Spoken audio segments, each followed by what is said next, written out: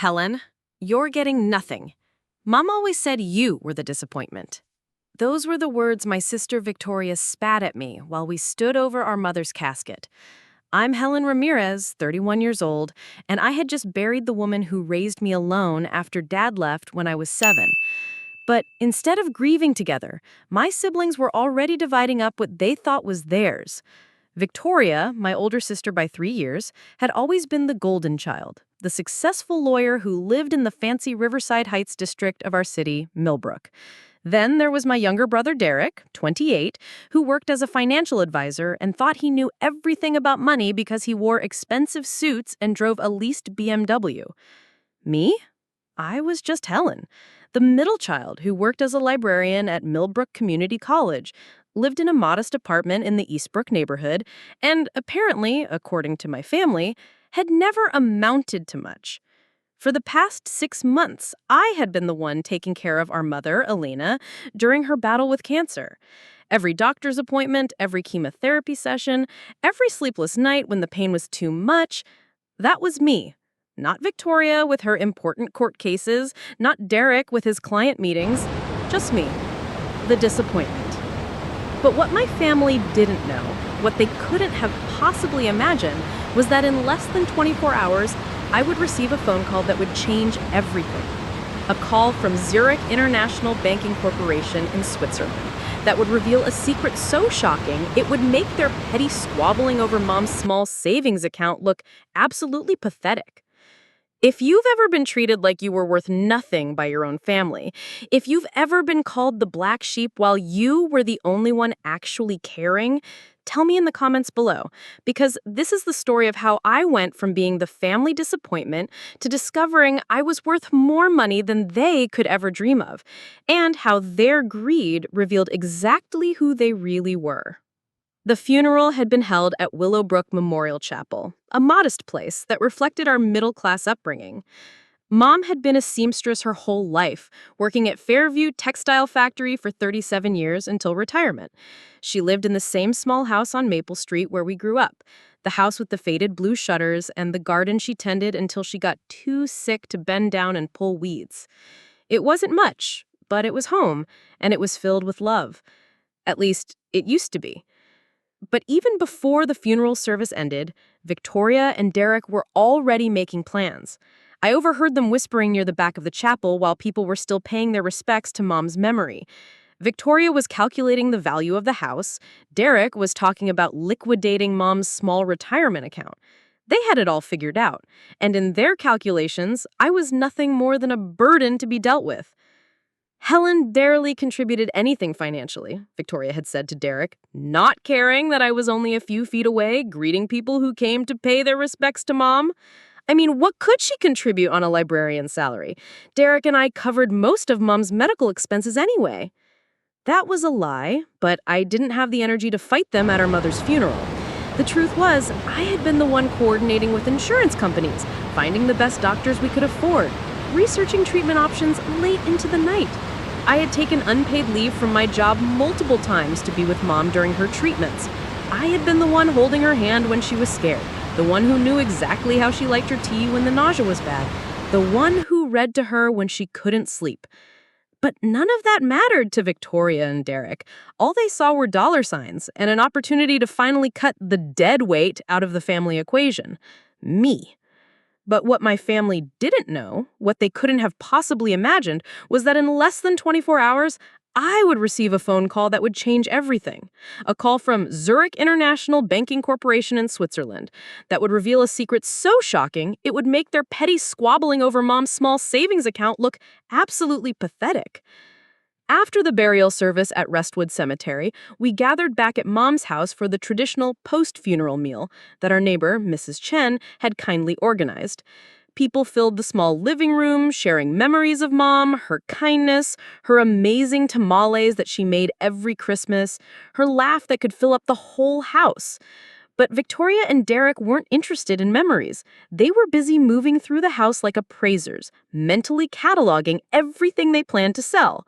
That's when it happened. That's when Victoria looked me straight in the eye in front of aunts, uncles, and family friends who had come to support us in our grief and delivered the crushing blow that she thought would destroy me. Helen, Derek and I have been talking, and we've decided how to handle Mom's estate. Since you never really contributed much financially to the family, and let's be honest, you don't have the business sense to handle property or investments, we think it's best if Derek and I manage everything.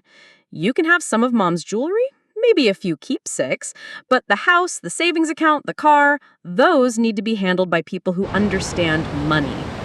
Derek nodded along like a bobblehead, adding, "It's really for your own good, Helen. You wouldn't know what to do with that kind of responsibility anyway." I felt the blood drain from my face. Not because of the money. Mom's entire estate was probably worth maybe $200,000 total, but because of the casual cruelty of it all. The way they dismissed me, diminished me, reduced my worth to nothing while surrounded by people who knew how much I had sacrificed for our mother. "You're getting nothing," Victoria repeated, louder this time, making sure everyone in the room heard it. "Mom always said you were the disappointment." That was the moment everything changed. Not because of what Victoria said, I had heard variations of that my entire life, but because I knew something they didn't. I knew about the letter that had arrived 3 weeks ago, the letter from a law firm in Switzerland that I hadn't had time to deal with because I was too busy caring for our dying mother. The letter that mentioned something about an inheritance from someone named Isabella Montclair, a name I had never heard before in my life. I had planned to look into it after the funeral, after the grief settled, after I had time to breathe. I never could have imagined what I was about to discover. As I stood there, listening to my siblings discuss my worthlessness while our mother lay in the ground not even 6 hours, I made a decision. I wouldn't fight them. I wouldn't argue. I would let them reveal exactly who they were, and then I would discover exactly who I was meant to be. Because sometimes the universe has a way of delivering justice in the most unexpected ways. And sometimes the people who treat you like you're worth nothing are about to learn that they've made the biggest mistake of their lives. To understand how devastating that moment at the funeral really was, you need to know what our family used to be like before everything changed. Before Victoria became obsessed with status and Derek started measuring love in dollar signs. Before I became the family scapegoat. Growing up on Maple Street in Millbrook, we weren't rich, but we were happy. Our mother, Helen Ramirez, worked double shifts at Fairview Textile Factory to keep us fed and clothed after our father, Roberto, walked out on us when I was 7. I still remember that Tuesday morning when he just didn't come home from work. No explanation, no goodbye, just 3 kids and a woman who had to figure out how to survive on her own. Mom never spoke badly about him, not once in 24 years. But I saw how she cried quietly while folding laundry late at night, how she skipped meals to make sure we had enough food, how she wore the same winter coat for 15 years because every penny went toward keeping us in decent clothes for school. Helen Ramirez was the strongest woman I've ever known, and she raised us to believe that family meant everything. Back then, Victoria wasn't the cold, calculating lawyer she became. She was my big sister who braided my hair before school and taught me how to ride a bike. Derek wasn't the money-obsessed finance advisor who measured people's worth by their bank accounts. He was my little brother who built blanket forts with me and shared his Halloween candy. We were the Ramirez kids, and we stuck together because that's what Mom taught us. I was always the quiet one, the bookworm who spent hours at Millbrook Public Library while Victoria played sports and Derek made friends easily. I didn't mind being different. I loved getting lost in stories, loved learning about distant places and different times. Even as a kid, I dreamed of traveling the world, seeing the places I read about in books. Mom used to say I had an old soul, and that someday my love of learning would take me places the others couldn't imagine. But somewhere along the way, that changed. Victoria got into Westfield Law School on a partial scholarship, and suddenly she was too good for our little house on Maple Street. She started talking about elevating the family status and making strategic connections. Law school changed her, or maybe it just revealed who she really was underneath. She graduated and landed a job at Morrison, Blackwell & Associates, one of the most prestigious firms in Millbrook, and from that moment on, she acted like she was better than all of us. Derek followed a similar path. He got his finance degree from Millbrook State University and immediately started working at Premier Wealth Management in the Riverside Heights financial district. Suddenly, he was giving everyone advice about money and investments, talking about building wealth and maximizing returns. He moved into a luxury apartment complex called Pinnacle Towers and started driving cars he couldn't afford, trying to impress clients and colleagues. And me? I got my library science degree from the same state university Derek attended. But unlike my siblings, I never felt the need to prove anything to anyone. I genuinely loved working at Millbrook Community College Library. I loved helping students find research materials, organizing literacy programs for adults in the community, and managing the rare books collection that was my pride and joy. It wasn't glamorous work, and it certainly didn't pay much, but it fulfilled me in ways that Victoria's corporate law cases and Derek's investment portfolios never could. But in my family's eyes, especially as Victoria and Derek became more successful, I became the disappointment. The one who settled for less. The one who wasn't ambitious enough, not driven enough, not worth enough. This really became clear 3 years ago when Mom first got diagnosed with breast cancer. Victoria was too busy with a major corporate litigation case.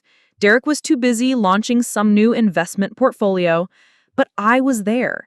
I took the call from Dr. Patterson at Millbrook General Hospital. I drove Mom to her first oncology appointment. I held her hand when the doctor explained the treatment plan. For 3 years, I watched my mother fight the bravest battle I've ever witnessed. Through surgery, chemotherapy, radiation, and countless sleepless nights when the pain was unbearable, Victoria would visit maybe once a month, always talking about how busy she was with important cases.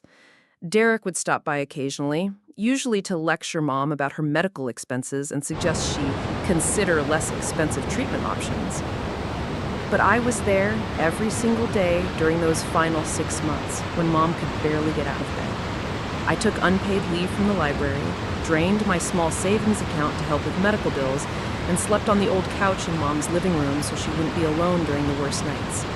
I learned how to give injections, how to manage her medications, how to cook the few foods she could keep down when the chemo made everything taste like metal.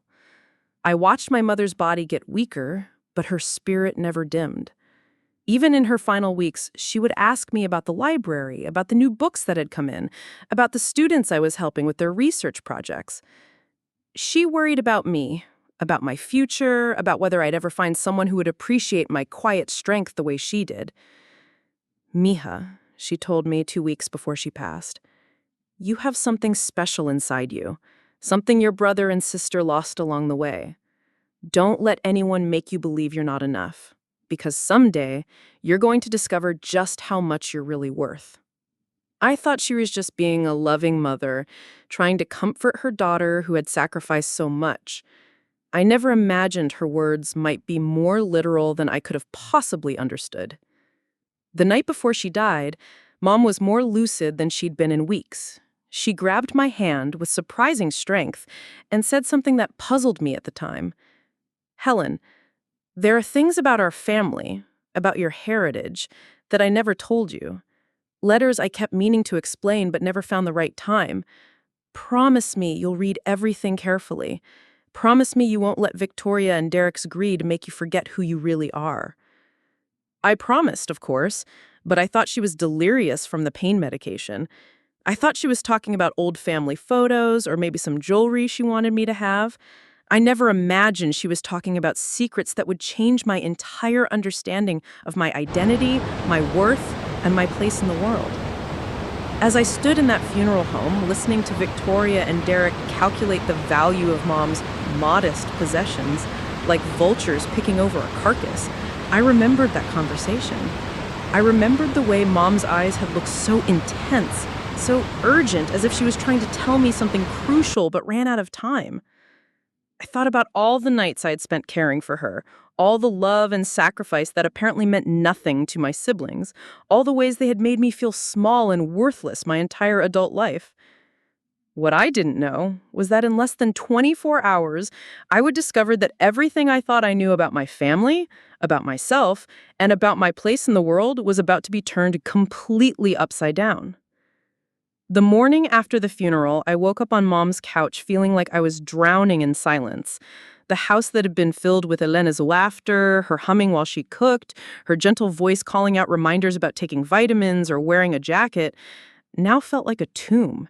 Every corner held memories that seemed to mock the emptiness that had taken their place. I had barely slept, partly because of grief, but mostly because Victoria and Derek's words kept echoing in my head. You're getting nothing. The disappointment.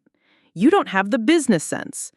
Their casual cruelty had cut deeper than any funeral could, and I found myself questioning everything I thought I knew about our family bonds. But there was something else keeping me awake. Mom's cryptic words about letters and family heritage. As painful as it was to move through her belongings, I knew I needed to start somewhere. Victoria and Derek would probably show up later with moving trucks and real estate agents, so if there was anything Mom wanted me to find, I needed to find it now. I started in her bedroom, the room that still smelled faintly of her lavender perfume and the medicinal cream she had used during her treatments. Her dresser drawers were filled with the usual things: clothes that still carried her scent, jewelry that was more sentimental than valuable, old photographs of us kids at various stages of growing up. I found myself getting distracted by a picture of all of us at Derek's high school graduation, back when we still looked like a real family, before success and money had poisoned everything. It wasn't until I opened the bottom drawer of her old wooden desk in the corner of the room that I found what she had been talking about. Hidden beneath a stack of old tax returns and medical records was a manila envelope, thick with papers that had my name on it in Mom's careful handwriting. For Helen, when the time comes. My hands were shaking as I opened it.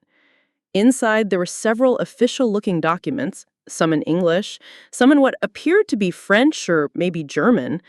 There were old photographs of people I didn't recognize. A distinguished-looking elderly woman in what appeared to be expensive clothes, standing in front of what looked like a European mansion. There were bank statements and legal documents with letterheads I'd never seen before. But the first thing I pulled out was a handwritten letter from Mom, dated just 2 months ago, when she was still lucid but knew she was running out of time. "My dearest Helen," it began, "if you are reading this, then I am gone, and I pray that you will forgive me for keeping this secret for so long. The truth is, I was scared. Scared of what this knowledge might do to our family. Scared of how it might change you. Scared that I might lose the daughter who loved me for who I was, not for what I could give her. Your grandmother, on your father's side, Roberto's mother, was not the poor immigrant woman I let you believe she was. Her name was Isabella Montclair Ramirez, and she was one of the wealthiest women in Europe before she met your grandfather and moved to Mexico. She came from old French money, generational wealth that stretched back centuries. When Roberto left us, I was so angry, so hurt, that I wanted nothing to do with his family or his heritage.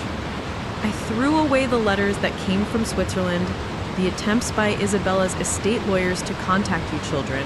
I convinced myself that we were better off without the complications that kind of wealth brings. I wanted to raise you to be humble, hardworking, grateful for what you had. But Isabella never forgot about you, Helen. Even though Roberto abandoned his responsibilities, even though he never told his family about you kids, Isabella had her ways of keeping track. She knew about your love of books, your quiet strength, your loyalty to family. She had investigators who reported back about your character, your choices, the way you cared for others. 3 weeks ago, I received a call from a law firm in Zurich. Isabella passed away 8 months ago, and in her will, she left specific instructions. She had been watching all 3 of her American grandchildren from a distance, and she made her decision based on what she observed about your characters, your values, your hearts. Helen, you have inherited Isabella Montclair's entire estate. The lawyers estimate it to be worth approximately $3.2 billion. I had to read that last sentence 5 times before the words even began to register. $3.2 billion? That wasn't possible. That couldn't be real. I was Helen Ramirez, the librarian from Eastbrook, who drove a 10-year-old Honda Civic and bought generic cereal to save money. But the letter continued. Victoria and Derek were specifically excluded from the inheritance. Isabella's investigators reported back about Victoria's ruthless ambition and willingness to step on others for advancement, and Derek's obsession with money and status over genuine relationships.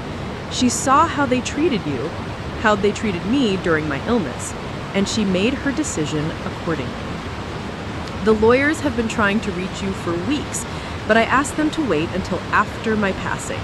I didn't want this knowledge to overshadow our final time together. I wanted to die knowing that you loved me for me, not for what I could tell you about your inheritance. Helen, you are about to become one of the wealthiest women in the world. You will have choices and opportunities that most people can only dream of. But remember what I taught you about character, about kindness, about using whatever gifts you have to lift others up rather than tear them down. Your inheritance includes properties in Switzerland, France, and Monaco, investment portfolios managed by some of the most prestigious firms in Europe, art collections, and business holdings that generate millions in passive income every month. But more than that, you're inheriting a legacy of a woman who built an empire while never losing her compassion for others. Isabella left specific instructions that you are to be contacted exactly 1 month after my passing. That should be tomorrow, if my calculations are correct. Listen carefully to what the lawyers tell you, but remember that all this wealth is just a tool. Use it wisely, use it kindly, and use it to become the woman I always knew you were meant to be.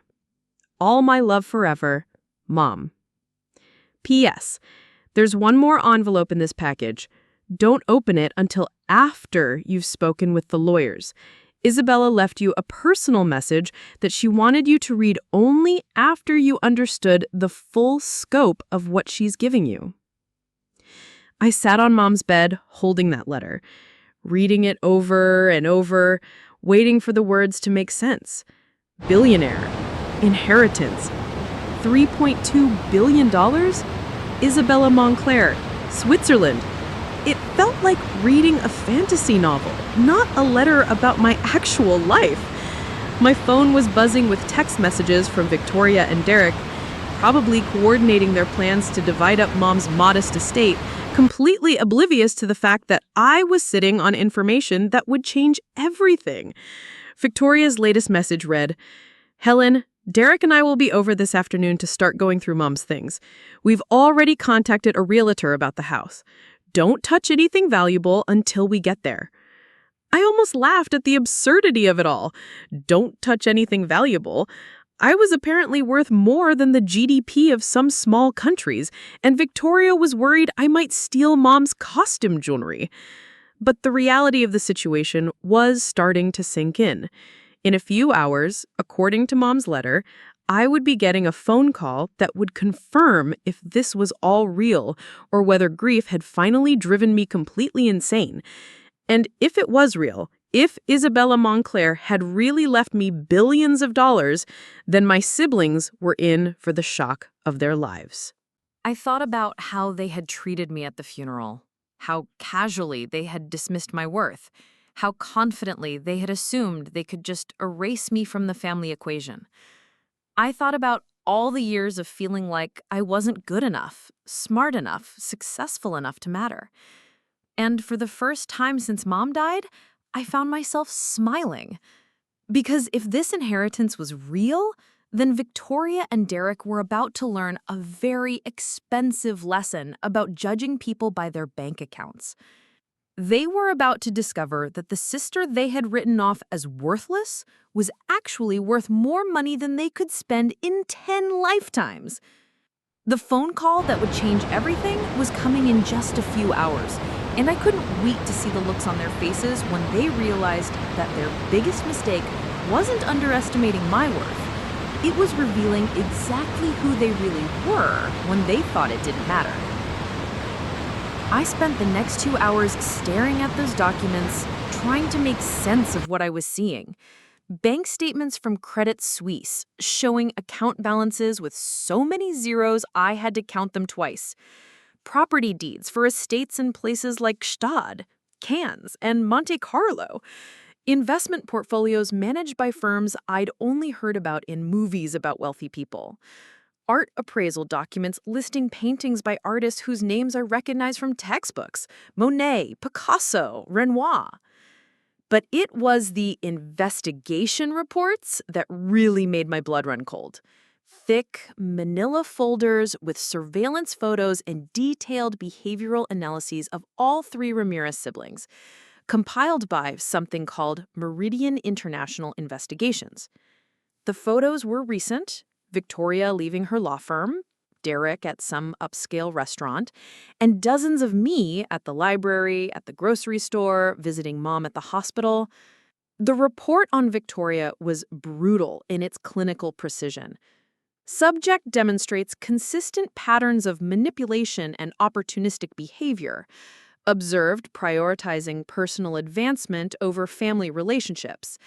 Notable incidents include missing family medical emergencies to attend networking events and making derogatory comments about siblings' life choices to colleagues. Recommendation: unsuitable for inheritance due to character deficiencies. Derek's report was equally damning. Subject shows excessive focus on material wealth and social status. Observed making disparaging remarks about family members' financial situations. Pattern of avoiding family responsibilities when inconvenient. Recent behavior includes pressuring elderly mother to consider cost-effective medical treatments during terminal illness. Recommendation: unsuitable for inheritance due to prioritizing wealth over family welfare. Then I found my file, and reading it was like seeing myself through someone else's eyes. Subject consistently demonstrates selfless behavior and genuine care for family members, has sacrificed personal financial stability to provide care for terminally ill mother, shows no interest in material wealth or status symbols. Colleagues describe her as the kindest person they know, has used personal vacation time and savings to support family medical needs. Recommendation: ideal candidate for inheritance, possesses the character and values consistent with Isabella Montclair's philanthropic legacy. The investigators had been watching us for over 2 years. They knew about every visit I'd made to the hospital, every bill I helped mom pay, every time Victoria had canceled plans to help because of work, every time Derek had suggested mom should consider cheaper alternatives for her treatments. They had documented everything with photographs, interviews with our neighbors, even conversations with people at our workplaces. Mrs. Patterson from next door had apparently told them about how I used to arrive at 5 a.m. to help mom with her morning medications before going to work. Dr. Martinez from mom's oncology team had praised my dedication and advocacy for getting mom the best possible care, regardless of cost. Even my supervisor at the library, Jennifer Walsh, had been interviewed about my character. As I read through these files, I started to understand that this inheritance wasn't random. Isabella Montclair hadn't just picked a grandchild to dump money on. She had been conducting a careful, methodical evaluation of our characters over years. She had been testing us without us knowing we were being tested, watching how we treated each other when we thought nobody was looking. The more I read, the more I realized how carefully orchestrated this whole situation was. Isabella hadn't just left me money, she had left me proof of exactly who my siblings really were. Every cruel comment they'd made about my choices, every time they'd avoided helping with mom's care, every instance where they had prioritized their own interests over family loyalty had been documented by professional investigators. At exactly 11:47 a.m., my phone rang. The caller ID showed an international number with a Swiss country code. My heart started pounding so hard I thought it might burst out of my chest. This was it. The moment that would either confirm I was living in some kind of impossible dream or that everything I thought I knew about my life was about to change forever. Hello? Is this Miss Helen Ramirez? Yes, this is Helen. Miss Ramirez, my name is Dr. Andreas Hoffman from the law firm of Hoffman, Zurcher and Associates in Zurich, Switzerland. I am calling regarding the estate of your late grandmother, Isabella Montclair Ramirez. I believe your mother, Elena Ramirez, may have informed you that we would be contacting you today. Yes, she left me a letter. Excellent. Miss Ramirez, I need to inform you that you are the primary beneficiary of Mrs. Montclair's estate, which was valued at the time of probate at approximately $3.24 billion US dollars. However, before we can proceed with the transfer of assets, there are several legal requirements we must fulfill, including identity verification and a series of meetings to discuss the scope and responsibilities that come with this inheritance. $3.24 billion. Mom had been right, down to the tens of millions. This was really happening. I'm sorry, can you repeat that number? Dr. Hoffman's voice remained perfectly calm and professional. $3.24 billion US dollars, Ms. Ramirez. This includes liquid assets, real estate holdings across 6 countries, investment portfolios, business interests, and one of Europe's most significant private art collections. Additionally, you are inheriting control of the Montclair Foundation, which manages approximately $800 million in charitable assets. I had to sit down. Actually, I realized I was already sitting down, but my legs suddenly felt like they wouldn't support me, even in a chair. Dr. Hoffman, I need to ask you something, and please be completely honest with me. Is this some kind of scam? Because I'm just a librarian from Millbrook, and this doesn't happen to people like me. He chuckled softly. Ms. Ramirez, I understand your skepticism. This is precisely why your grandmother chose you. She was very specific in her will about wanting someone who would be overwhelmed by this responsibility, rather than someone who felt entitled to it. Your reaction confirms exactly what she hoped to find in her chosen heir. What about my siblings, Victoria and Derek? This is going to... Ms. Ramirez, your siblings were considered for the inheritance and were specifically excluded based on extensive character evaluations conducted over the past 36 months. Mrs. Montclair was very thorough in her decision-making process. She wanted to ensure her legacy would be preserved by someone who shared her values of family loyalty, personal sacrifice, and genuine compassion for others. The weight of what he was saying started to sink in. Not only was I inheriting billions of dollars, but Victoria and Derek had been actively investigated and found wanting. All their success, all their smugness about their careers and their money, and they had been deemed unworthy of this inheritance because of how they treated people, specifically how they treated me and Mom. Dr. Hoffman, how does this work? What happens next? We will need you to come to Zurich within the next 2 weeks to finalize the legal transfer and meet with your grandmother's advisors. We will arrange first-class transportation and accommodations, naturally. However, Ms. Ramirez, I must stress the importance of discretion until the legal processes are complete. We recommend not sharing this information with anyone until the assets are officially transferred to your name. After I hung up, I sat in Mom's bedroom holding that phone, staring at the investigation file spread across her bed. In less than 15 minutes, a conversation with a Swiss lawyer had confirmed that my entire reality had changed. I wasn't just Helen Ramirez, the librarian, anymore. I was Helen Ramirez, billionaire heiress to a European fortune. But more importantly, I now had concrete proof that Isabella Montclair had seen exactly what I had always suspected about Victoria and Derek, that their success had come at the cost of their humanity, that their obsession with money and status had turned them into people who could dismiss their own sister as worthless while she sacrificed everything to care for their dying mother. The cruel irony wasn't lost on me. Victoria and Derek, who had spent their entire adult lives chasing wealth and success, who had made me feel worthless because of my modest lifestyle and simple career, had been found unworthy of inheriting the kind of wealth they could only dream about.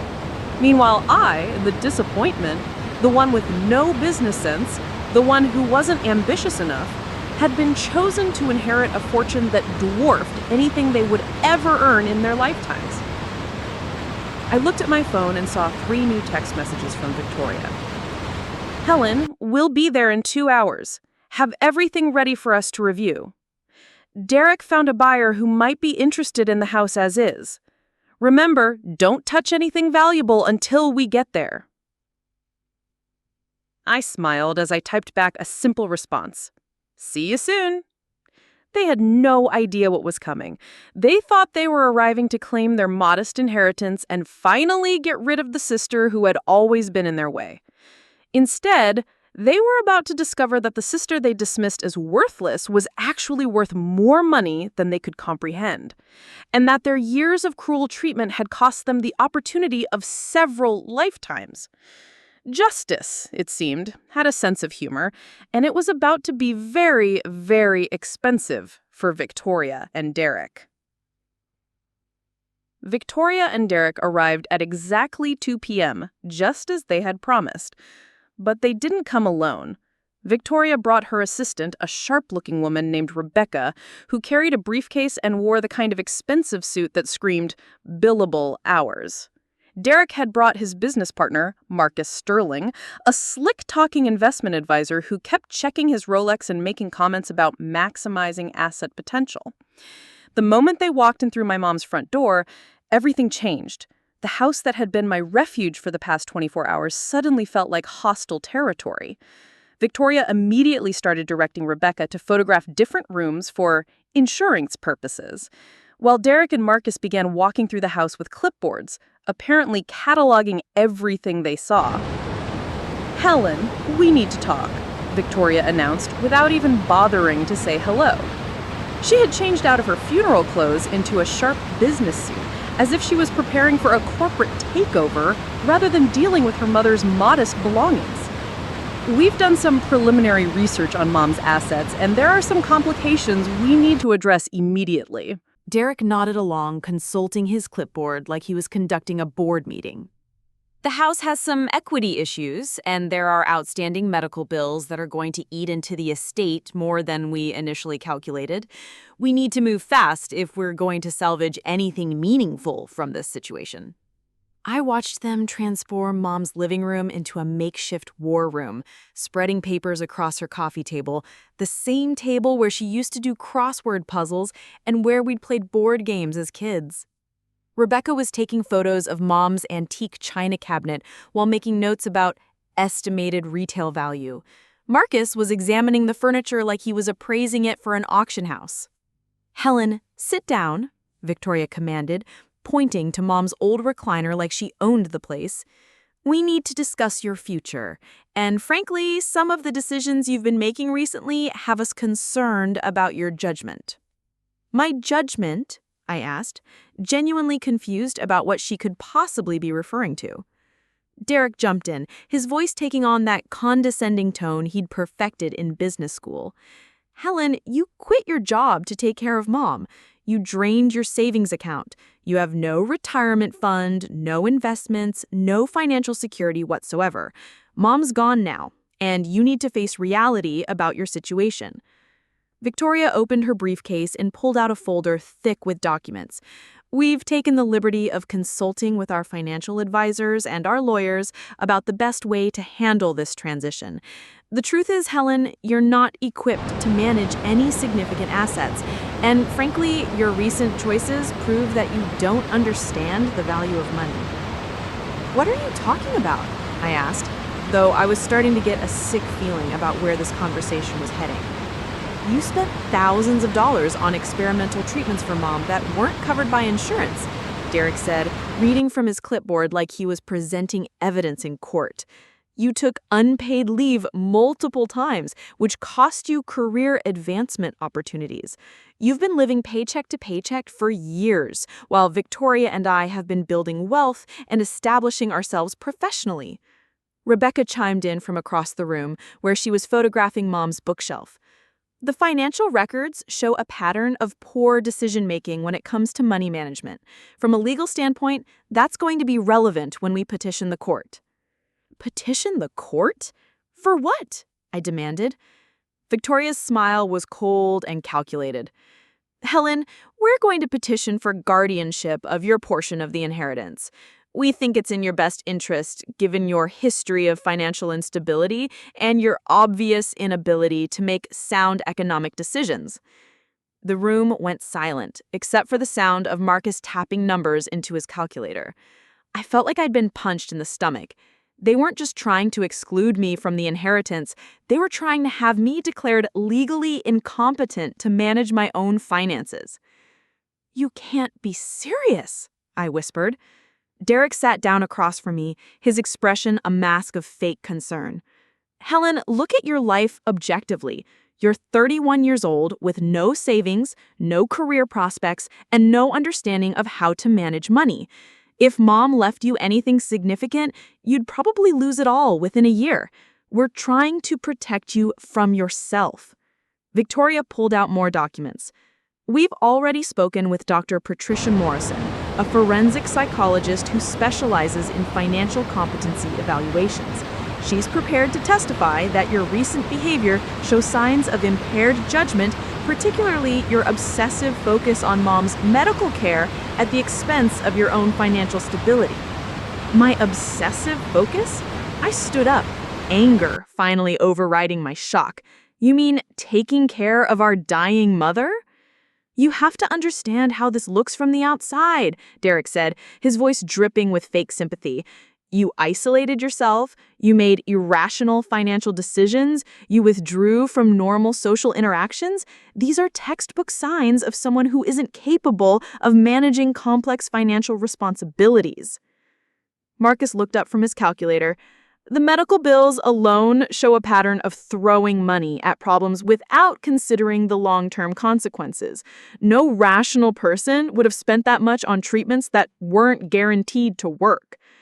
I felt something break inside me as I listened to them systematically tear apart every sacrifice I had made for our mother, reframing my love and dedication as evidence of mental instability. They were weaponizing my compassion against me, using my selfless choices as proof that I was incompetent to manage my own life. Victoria stood up and began pacing around the room like a prosecutor presenting her closing argument. "Helen, we love you, but love means making hard decisions sometimes. If you inherit anything significant from Mom's estate, you'll lose it all. You'll probably end up homeless within 2 years. We can't let that happen to you." "So out of love," Derek added, "we're prepared to take legal responsibility for managing your portion of the inheritance. You'll receive a monthly allowance that will be more than enough to cover your basic needs, and Victoria and I will handle all the complex financial decisions that you're not equipped to make." Rebecca had finished photographing the room and was now standing behind Victoria like a silent witness to this intervention. "We have documentation going back 3 years showing the pattern of financial irresponsibility. From a legal standpoint, that's going to be relevant when we petition the court." I looked around the room at these 4 people who were systematically dismantling my autonomy, my dignity, and my right to make my own decisions. They had turned Mom's house into a courtroom where I was being tried and convicted of the crime of putting family loyalty above personal wealth accumulation. "What if I don't sign?" I asked quietly. Victoria's mask slipped for just a moment, revealing the cold calculation underneath. "Helen, we're going to file the petition anyway. It will be much easier for everyone if you cooperate voluntarily. Fighting us will just cost money you don't have, and delay the inevitable. The evidence of your poor judgment is overwhelming." Marcus cleared his throat. "From a practical standpoint, you really don't have a choice here. Victoria and Derek have the resources to tie this up in court for years if necessary.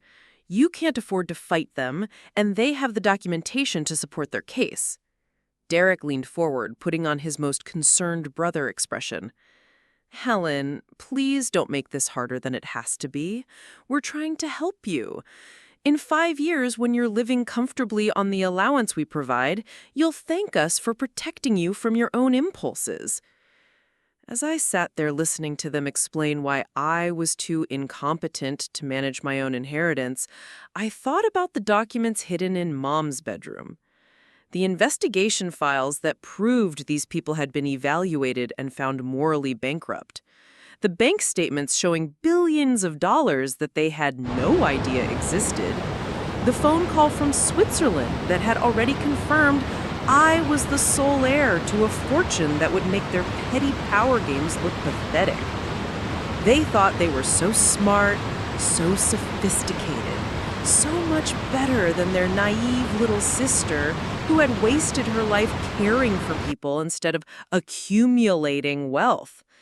They had no idea that while they were calculating how to steal Mom's modest estate, I had already inherited more money than they could earn in 100 lifetimes.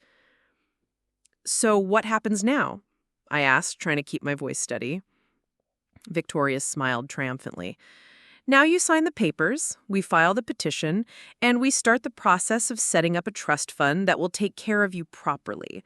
You'll never have to worry about money again, Helen. We'll handle everything. I looked at the signature page they were offering me, the document that would officially declare me incompetent to manage my own financial affairs, the document that would give Victoria and Derek complete control over anything I might inherit. Can I have some time to think about this? I asked. Derek checked his expensive watch. Helen, we need to move on this quickly. The longer we wait, the more complicated the legal process becomes. Why don't you just sign now, and we can start protecting your interests immediately? I stood up slowly, looking at these 4 people who thought they had cornered me, who believed they had successfully maneuvered me into a position where I had no choice but to surrender my independence and dignity. I need 24 hours, I said firmly. Give me until tomorrow morning, and I'll have your answer. Victoria and Derek exchanged glances. They clearly wanted to pressure me into signing immediately, but they must have calculated that giving me one more day wouldn't change the fundamental power imbalance they thought they had created. Fine, Victoria said. 24 hours. But Helen, don't do anything stupid in the meantime. Don't try to hide assets or make any major financial decisions. That would just add more evidence to our case. As they packed up their papers and prepared to leave, Derek put his hand on my shoulder in a gesture that was probably meant to seem brotherly, but felt more like a threat. Helen, this is going to work out for everyone. You'll see.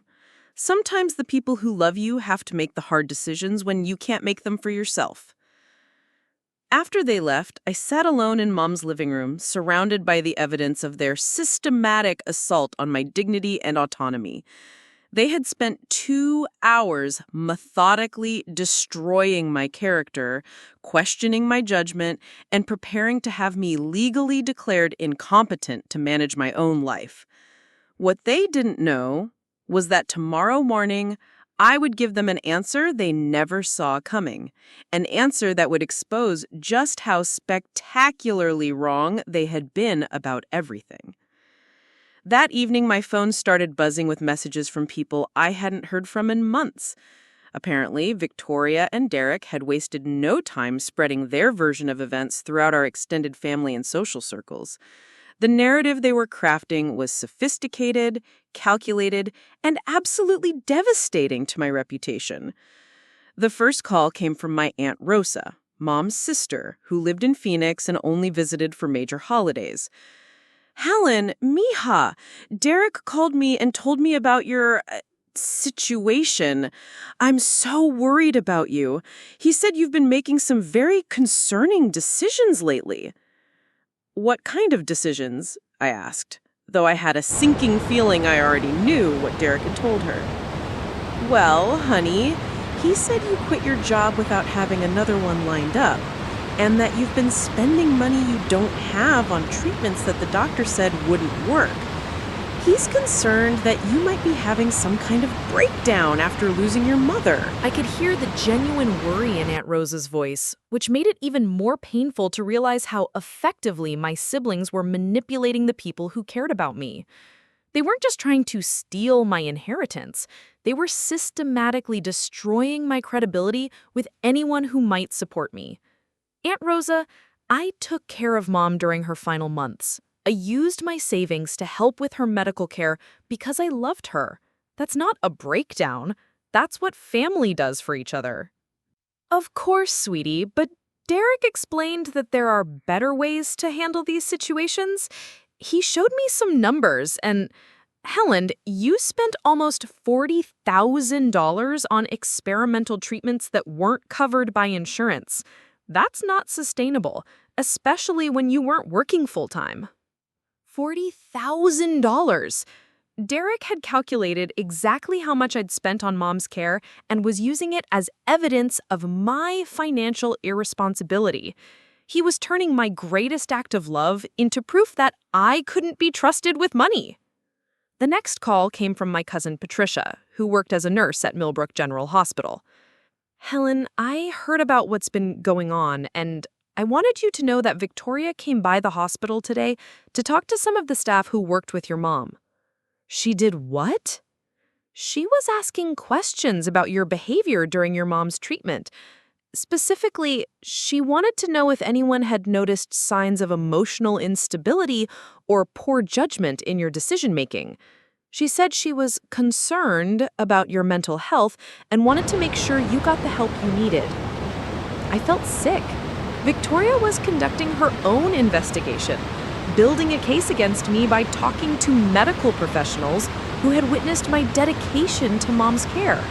But she wasn't asking about my dedication. She was reframing my advocacy as evidence of instability. What did people tell her? Patricia hesitated. "Helen, most people spoke very highly of you. Dr. Martinez said you were one of the most devoted family members he'd ever worked with. But Victoria, she has a way of twisting things. She kept asking leading questions about whether anyone thought you seemed obsessive or unrealistic about treatment options." "And did anyone say I was obsessive?" "Well, Dr. Phillips mentioned that you researched every treatment option extensively and sometimes questioned his recommendations. He said it in a positive way, that you were an informed advocate for your mother. But Victoria wrote it down like it was evidence that you had trouble accepting professional medical advice." The systematic nature of Victoria's campaign was becoming clear. She wasn't just filing legal papers, she was building a comprehensive case by collecting statements from doctors, hospital staff, and family members.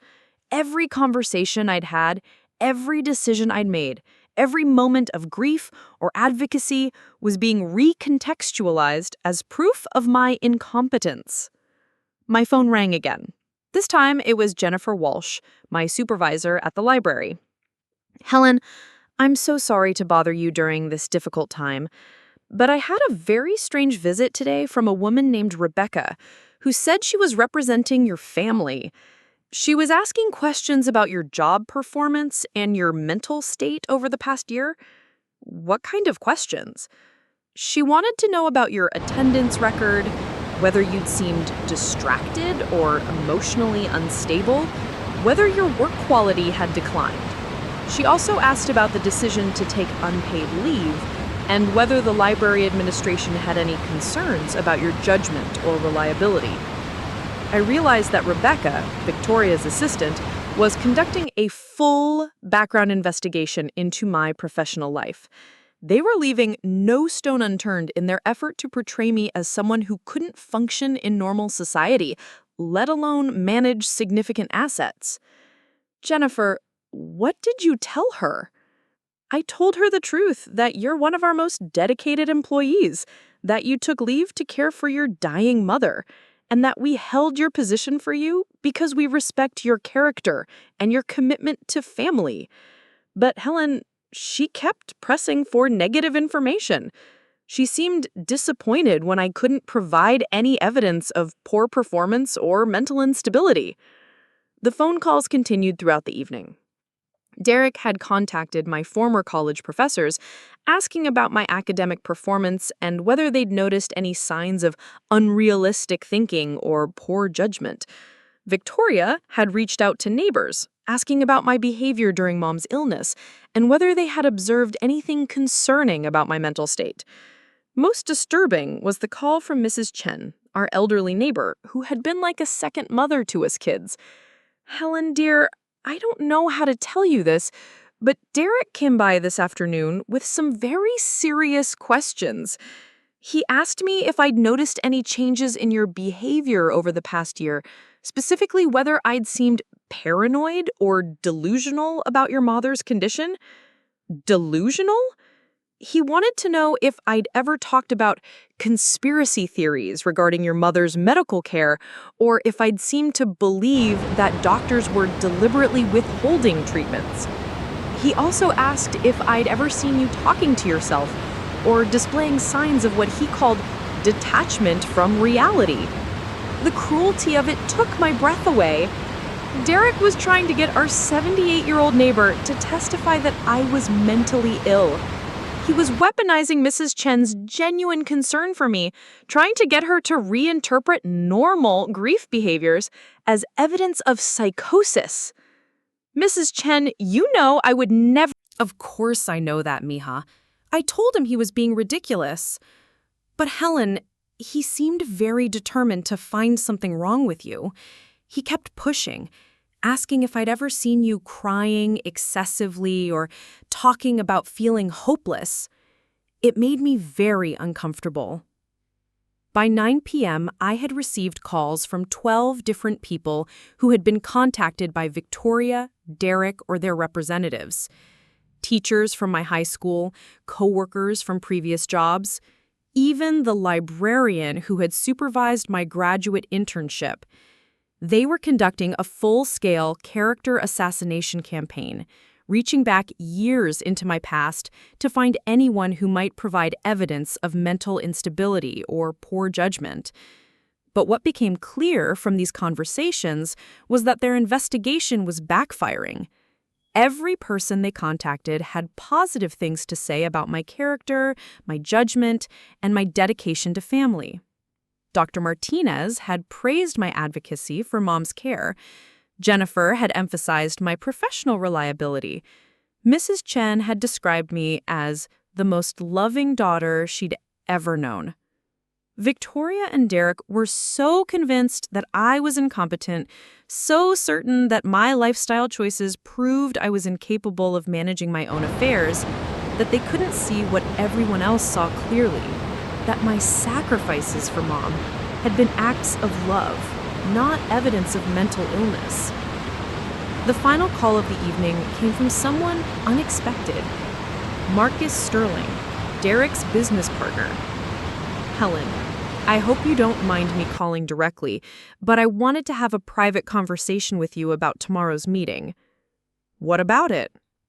"Look, I've been in finance for 15 years, and I've seen a lot of family disputes over money. What Victoria and Derek are proposing, this guardianship petition, it's a nuclear option. It's going to destroy your relationship with them permanently, and frankly, I'm not sure it's necessary." I was surprised by his tone. During the afternoon meeting, he had seemed fully supportive of Victoria and Derek's plan. "Then why are you helping them?" Marcus sighed. "Because Derek is my business partner and I need to maintain that relationship. But, Helen, between you and me, I think you're getting a raw deal here. Yes, you made some expensive choices caring for your mother, but that doesn't make you incompetent. It makes you compassionate. So why are you calling me?" "Because I want you to understand what you're really up against. Victoria has already filed preliminary paperwork with the probate court. She's scheduled a competency hearing for next Friday. If you don't sign those papers tomorrow, this is going to become a very public, very ugly legal battle. And you think I should just give up? I think you should consider whether fighting them is worth the cost. They have resources, Helen. Victoria's law firm is backing her pro bono because they see this as a precedent-setting case. Derek has unlimited access to financial experts who will testify about your poor money management. They can drag this out for years and bankrupt you in the process. After I hung up, I sat in Mom's kitchen thinking about the machine that Victoria and Derek had built to destroy me. They had investigators collecting evidence, doctors providing expert testimony, lawyers filing papers, in a public relations campaign designed to make me look incompetent and unstable. They had thought of everything, every angle, every potential weakness, every possible defense I might mount.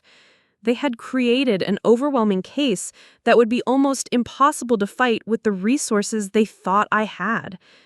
What they hadn't thought of was that their entire strategy was based on the assumption that I was exactly who they believed I was: a broke, isolated librarian with no allies and no resources to fight back. Tomorrow morning, they were going to discover just how wrong they had been about that assumption. But tonight, I needed to prepare for the most important performance of my life. That night, I barely slept. Instead, I spent hours reading through Isabella Montclair's personal files, the documents that Dr. Hoffman had mentioned, but that Mom had saved for me to discover on my own. What I found was more shocking than the inheritance itself. It was the complete story of who I really was and why Victoria and Derek's behavior had been so predictable to a woman they'd never even met. Isabella Montclair hadn't just been wealthy, she had been a master strategist who had built her fortune by understanding human nature better than anyone around her. The files revealed that she had spent decades studying family dynamics, particularly how money affected relationships and revealed people's true characters. She had been married 3 times, had seen her own children destroyed by inherited wealth, and had developed very specific theories about who could handle massive fortunes without losing their souls. Her personal notes, written in elegant handwriting, read like a textbook focused on wealth and character. The pursuit of money changes people in predictable ways. Those who chase it become consumed by it. Those who inherit it without earning it become entitled by it. But those who sacrifice it for something more important, love, loyalty, compassion, these are the people who can be trusted with true wealth. There were detailed profiles of dozens of potential heirs she had researched over the years, distant relatives, family friends, even complete strangers whose stories had caught her attention. Each file contained the same type of investigation reports that had been compiled on me and my siblings, but spanning decades and multiple generations. Isabella had been studying inheritance patterns and character assessments her entire adult life. But her personal letter to me, the one Mom had told me not to read until after speaking with the lawyers, revealed the true scope of what was happening.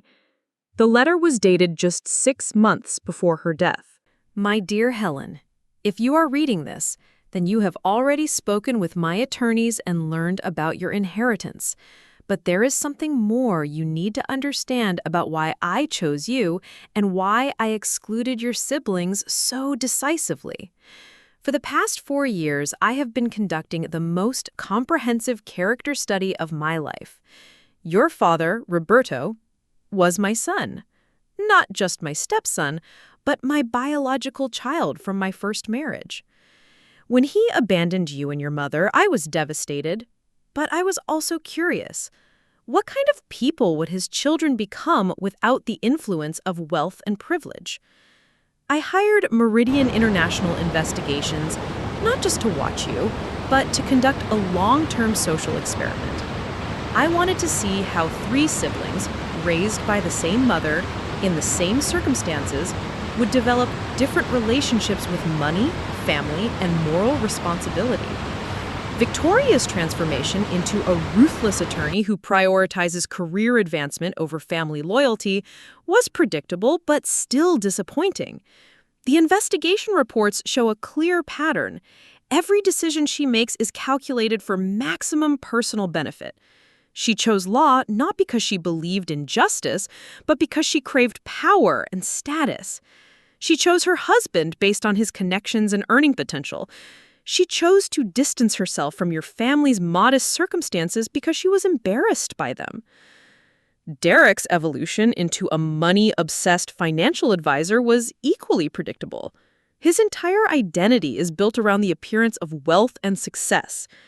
The investigators documented him lying about his income to impress dates, leasing luxury cars he couldn't afford to maintain his image, and consistently choosing financial gain over family responsibility. But you, Helen, you were the surprise. Instead of being driven by money or status, you were driven by love. Instead of being embarrassed by your family's modest circumstances, you embraced them. Instead of pursuing wealth, you pursued meaning. Every decision you made proved that you understood something your siblings had forgotten, that some things are more valuable than money. The investigation reports document dozens of instances where you chose family over personal advancement, compassion over profit, loyalty over convenience. When your mother became ill, you didn't calculate the financial cost of caring for her. You simply did what love required. This is exactly the kind of character I have been searching for my entire life. I am not giving you this inheritance as a reward, Helen. I am giving it to you as a responsibility. You are inheriting the wealth not because you want it, but because you can be trusted with it. You understand that money is a tool, not a goal. You understand that true wealth lies in relationships, not bank accounts. But I am also giving you this inheritance as a test, not for you, but for your siblings. I wanted to see exactly who they really were when they thought they could take advantage of someone they perceived as weak and defenseless. Their behavior over the next few days will reveal their true character more clearly than years of investigation reports ever could. I suspect they will try to declare you mentally incompetent to manage your inheritance. I suspect they will gather evidence of your poor financial judgment and use your sacrifices for your mother as proof of your instability. I suspect they will mobilize lawyers, doctors, and investigators to build a case against your competency. If I am right about this, then they will have proven my decision to exclude them was absolutely correct. People who would destroy their sister's dignity and autonomy for money are exactly the kind of people who should never be trusted with serious wealth. But here is what they don't understand. By the time they discover the truth about your inheritance, it will be too late to change their behavior. They will have revealed exactly who they are, and that revelation will cost them more than just money. It will cost them any chance of redemption in your eyes or mine. The investigation files contain detailed documentation of every cruel thing they have said about you over the past 3 years, every family obligation they have avoided, every instance where they have prioritized their own interests over family loyalty. When the time comes to confront them, you will have evidence of their character that goes beyond anything they could fabricate about yours. Use this inheritance wisely, Helen. Use it to build the kind of life your mother would be proud of. Use it to help others the way you helped her. And when your siblings inevitably come to you asking for forgiveness or financial assistance, remember that forgiveness is free, but trust must be earned. Your loving grandmother, Isabella Montclair Ramirez. P.S. I have included detailed instructions for exposing their character assassination campaign in the most public and humiliating way possible. They want to play games with legal competency. Let them discover what it feels like to have their own competency questioned by the international press. I read that letter 3 times before the full implications sunk in. Isabella hadn't just been watching us. She had been orchestrating a long-term test of our characters. Victoria and Derek's behavior over the past few days wasn't just predictable, it was predicted. Isabella knew exactly how they would react to the opportunity to steal what they thought was a modest inheritance, and she had planned for that reaction. The files contained copies of every email Victoria had sent to her colleagues about my mental health issues, recordings of Derek's phone calls with family members describing my financial irresponsibility, and detailed documentation of their character assassination campaign. But more than that, Isabella had prepared a comprehensive media strategy for exposing their behavior to the world. Hidden in the back of the files was a folder labeled Public Relations Strategy that contained contact information for journalists at major newspapers, financial publications, and television networks. Isabella had identified reporters who specialized in stories about family betrayal, inheritance fraud, and elder abuse. She had even prepared draft press releases describing how two successful professionals had attempted to have their caregiving sister declared mentally incompetent in order to steal her inheritance. But the most shocking discovery was a sealed envelope labeled for Victoria and Derek Ramirez, to be opened only in the presence of Helen. Inside was a letter addressed to my siblings, along with copies of every investigation report documenting their character flaws, every cruel comment they had made about me, and every instance where they had chosen money over family loyalty. Isabella had planned for this moment down to the smallest detail.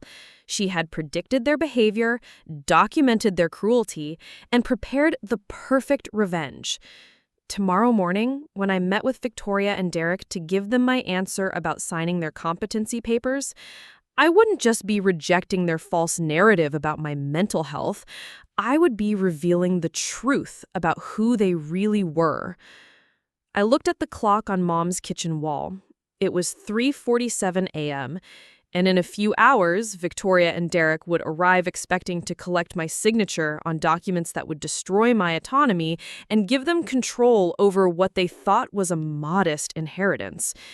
Instead, they were going to discover that their sister, the disappointment, the one with no business sense, the one who wasn't ambitious enough to matter, was worth more money than they could spend in 10 lifetimes.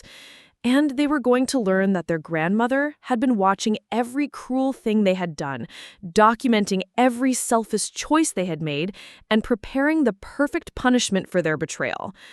But more than that, they were going to discover that their attempts to destroy me had actually sealed their own fate. Every lie they had told about my mental health, every family member they had manipulated into questioning my judgment, every professional they had contacted to build their false narrative, all of it had been documented and was about to become very, very public. Isabella Montclair had spent 4 years setting the perfect trap for Victoria and Derek, and they walked into it exactly as she had predicted they would. Tomorrow morning, that trap was going to spring shut, and they were going to learn what it really cost to betray someone who loved them. Victoria and Derek arrived at exactly 9 a.m. the next morning. But this time, they brought an army. Victoria's law firm had sent 3 additional attorneys, Derek brought 2 more financial advisors, and there was a court stenographer to officially record my response to their competency petition. They had also brought Dr. Patricia Morrison, the forensic psychologist, who was apparently prepared to testify about my mental instability based on a psychiatric evaluation I never actually received. But the most shocking addition to their team was someone I never expected to see.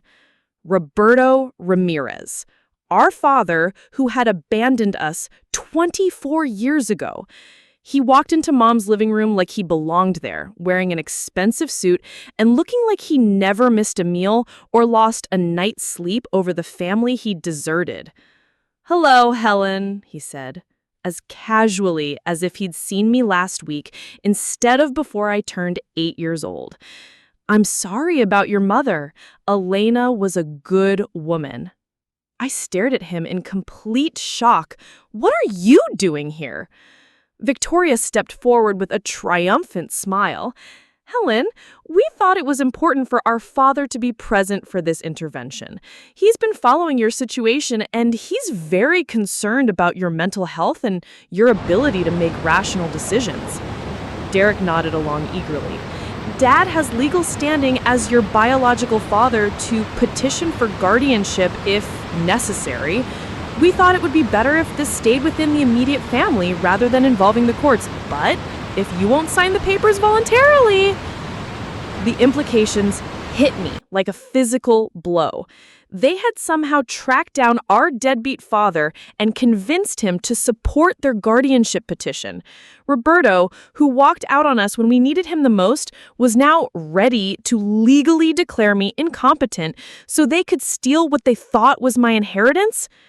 Roberto, I said, refusing to call him Dad, you haven't spoken to any of us in over 2 decades. You don't know anything about my mental health or my ability to make decisions. He shrugged with the same casual indifference I remembered from my childhood. Helen, I've been keeping tabs on the family over the years. Victoria and Derek have both done very well for themselves. But you... He looked around Mom's modest living room with obvious disdain. You never really made anything of yourself, did you?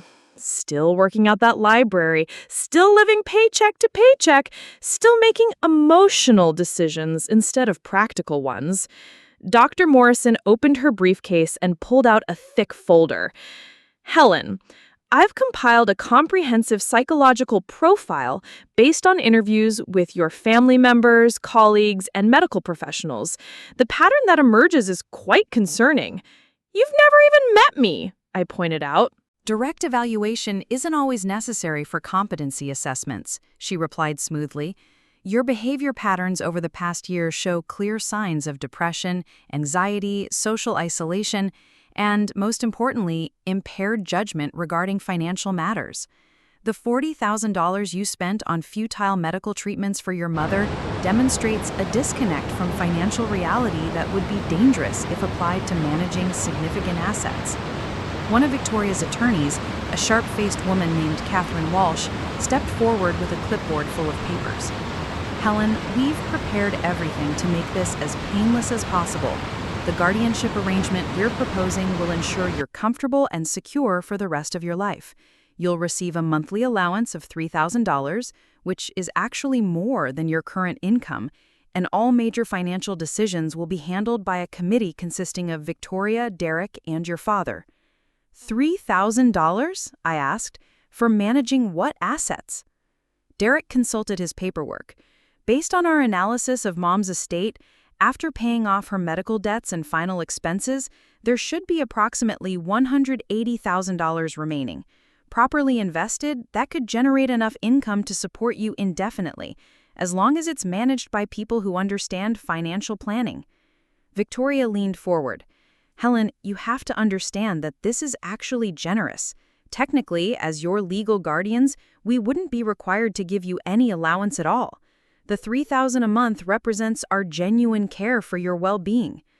I looked around the room at these 8 people who had gathered to systematically destroy my legal autonomy, strip away my rights as an adult, and steal what they believed was my share of Mom's modest estate.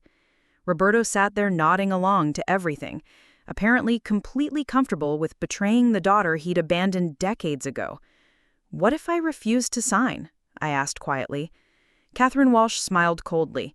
Then we file the competency petition this afternoon, and you'll spend the next 6 months fighting us in court, while your assets are frozen. Helen, you can't afford the legal fees to contest this properly, and we have overwhelming evidence of your impaired judgment. The outcome is inevitable. We're just offering you a chance to maintain some dignity in the process. Dr. Morrison added, the psychological evaluation will be part of the court record, Helen. Do you really want your mental health struggles to become public information?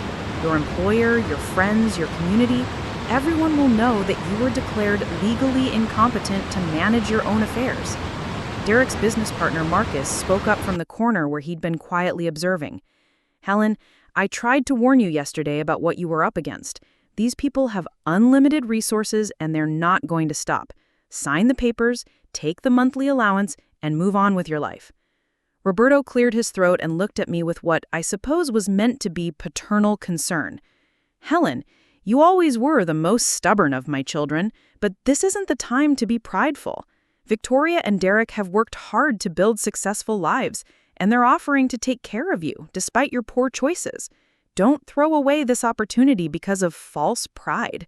False pride? I repeated, staring at this man who had the audacity to lecture me about poor choices. You spent your entire adult life taking care of other people instead of building wealth or advancing your career. You sacrificed your future for a woman who was going to die anyway. That's not noble, Helen. That's impractical. That's exactly the kind of thinking that proves you need other people to make your financial decisions. The room fell silent as Roberto's words hung in the air. He had just dismissed my 6 years of devotion to our dying mother as impractical, reducing my greatest act of love to evidence of poor judgment.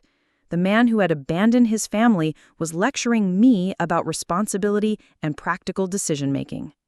Victoria stood up and began pacing around the room like she was delivering a closing argument to a jury. Helen, you have to understand that this is actually generous. Technically, as your legal guardians, we wouldn't be required to give you any allowance at all. The $3,000 a month represents our genuine care for your well-being. The evidence is overwhelming, added one of the other attorneys. We have statements from medical professionals about your unrealistic approach to your mother's treatment. We have financial records showing a pattern of impulsive spending. We have testimony from colleagues about your emotional instability during the past year. Derek pulled out his phone and showed me what appeared to be a news article. Helen, we even have documentation of your social media posts from the past 6 months. Look at this post from 3 months ago. Some days I don't know how I'm going to pay for mom's medications, but we'll figure it out somehow. That's not the mindset of someone who can manage complex financial responsibilities. I stared at the phone screen, reading my own words from a moment of vulnerability I'd shared online during one of the hardest periods of mom's illness. They had screenshotted my private social media posts and were using my honest expression of financial stress as evidence that I was incompetent to handle money. Catherine Walsh set the signature page down on the coffee table in front of me. Helen, we need your signature on 3 documents. The first acknowledges that you understand the concerns about your competency. The second establishes the guardianship arrangement with the monthly allowance structure. The third gives Victoria and Derek immediate authority to manage your portion of your mother's estate. Dr. Morrison leaned forward. Helen, I want you to understand that refusing to sign these documents will result in a very public competency hearing where all of your psychological struggles will be discussed in open court. Is that really how you want your mother's memory to be honored? They were using Mom's memory as a weapon against me, suggesting that fighting for my rights would somehow dishonor her legacy. The cruelty of it was breathtaking. 8 adults ganging up on a woman who had just lost her mother, using her grief and love as evidence of her incompetence. Roberta stood up and moved closer to where I was sitting. Helen, I know I wasn't there for you kids when you were growing up, and I regret that. But I'm here now, and I'm trying to do what's best for you. Sign the papers, let your brother and sister take care of the financial responsibilities so you can focus on healing and moving forward with your life. I looked up at this man who thought he could waltz back into my life after 24 years and participate in destroying my autonomy.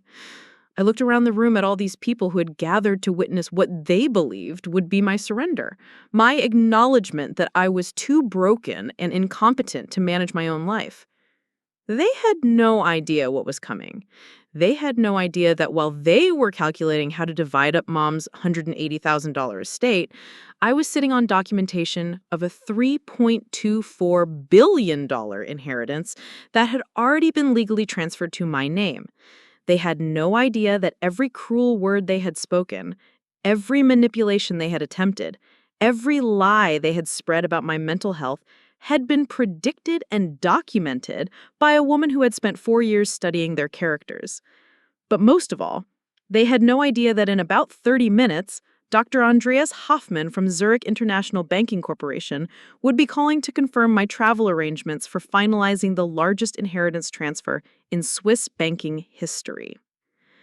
I picked up the pen Catherine Walsh had placed next to the signature pages and held it for a moment, letting them think I was actually considering signing away my rights. "Before I sign anything," I said quietly, "I think there's something all of you should know." The room fell completely silent. Victoria stopped pacing, Derek looked up from his clipboard, and even Roberto leaned forward with curiosity. They were all waiting for what they assumed would be my final attempt to negotiate better terms for my surrender. I set the pen down and stood up slowly, walking to the window that looked out over Mom's small garden. The roses she had planted 15 years ago were blooming despite her absence, just like she always said they would. You know what's interesting about family? Mom used to tell me that people's true character only shows when they think nobody important is watching. She said that's when you find out who someone really is, not when they're trying to impress people, but when they think their actions don't matter. Victoria sighed impatiently. "Helen, we don't have time for philosophical discussions. We need your signature on these documents so we can move forward with protecting your interests." I turned around and looked at each person in the room. The thing is, Victoria, someone was watching. Someone very important was watching all of us for the past 4 years, documenting every decision we made, every word we spoke, every choice that revealed our character. Derek frowned. "Helen, what are you talking about? Are you having some kind of episode?" "Roberto," I said, addressing our father directly, "do you remember your mother's name?" He looked confused by the question. "Of course I remember. Isabella Moncler Ramirez. She died about 8 months ago. What does that have to do with anything?" "Did you know she left a will?" Roberto shrugged. "I assume so. Rich people always have wills. But I haven't been in contact with that side of the family since I left Mexico. Why?" Dr. Morrison leaned forward with professional interest. "Helen, are you claiming to have some connection to European wealth? Because delusions of grandeur can be a symptom of several psychological conditions we should discuss." I smiled and walked to Mom's old secretary desk, pulling out the thick folder of documents I had prepared that morning. "Dr. Morrison, I want to thank you for that psychological evaluation you prepared without ever meeting me. It's going to be very useful evidence in the lawsuit my attorneys will be filing against you for malpractice and defamation." "Lawsuit?" Catherine Walsh stood up quickly. "Helen, you can't afford to sue anyone. You're about to be declared legally incompetent." "Actually, Catherine, I can afford a lot of things, including the very best attorneys in the country." I opened the folder and pulled out the first document, the official inheritance notification from Hoffman, Zurcher and Associates. This is a letter from a Swiss law firm informing me that I am the sole beneficiary of Isabella Moncler's estate, valued at approximately $3.24 billion. The room erupted in chaos. Victoria grabbed for the document, Derek started shouting that it was impossible, Roberto jumped up from his chair, and Dr. Morrison began frantically scribbling notes like she was witnessing a complete psychotic break. "Helen, that's not funny," Victoria said, her voice shaking. "This isn't the time for games or fantasy stories." I pulled out my phone and opened the banking app I had downloaded that morning after my second call with Dr. Hoffman. The screen showed my account balance, $3,247,832,891.47. I held the phone up so everyone could see it. "The inheritance was transferred to my accounts yesterday morning," I said calmly.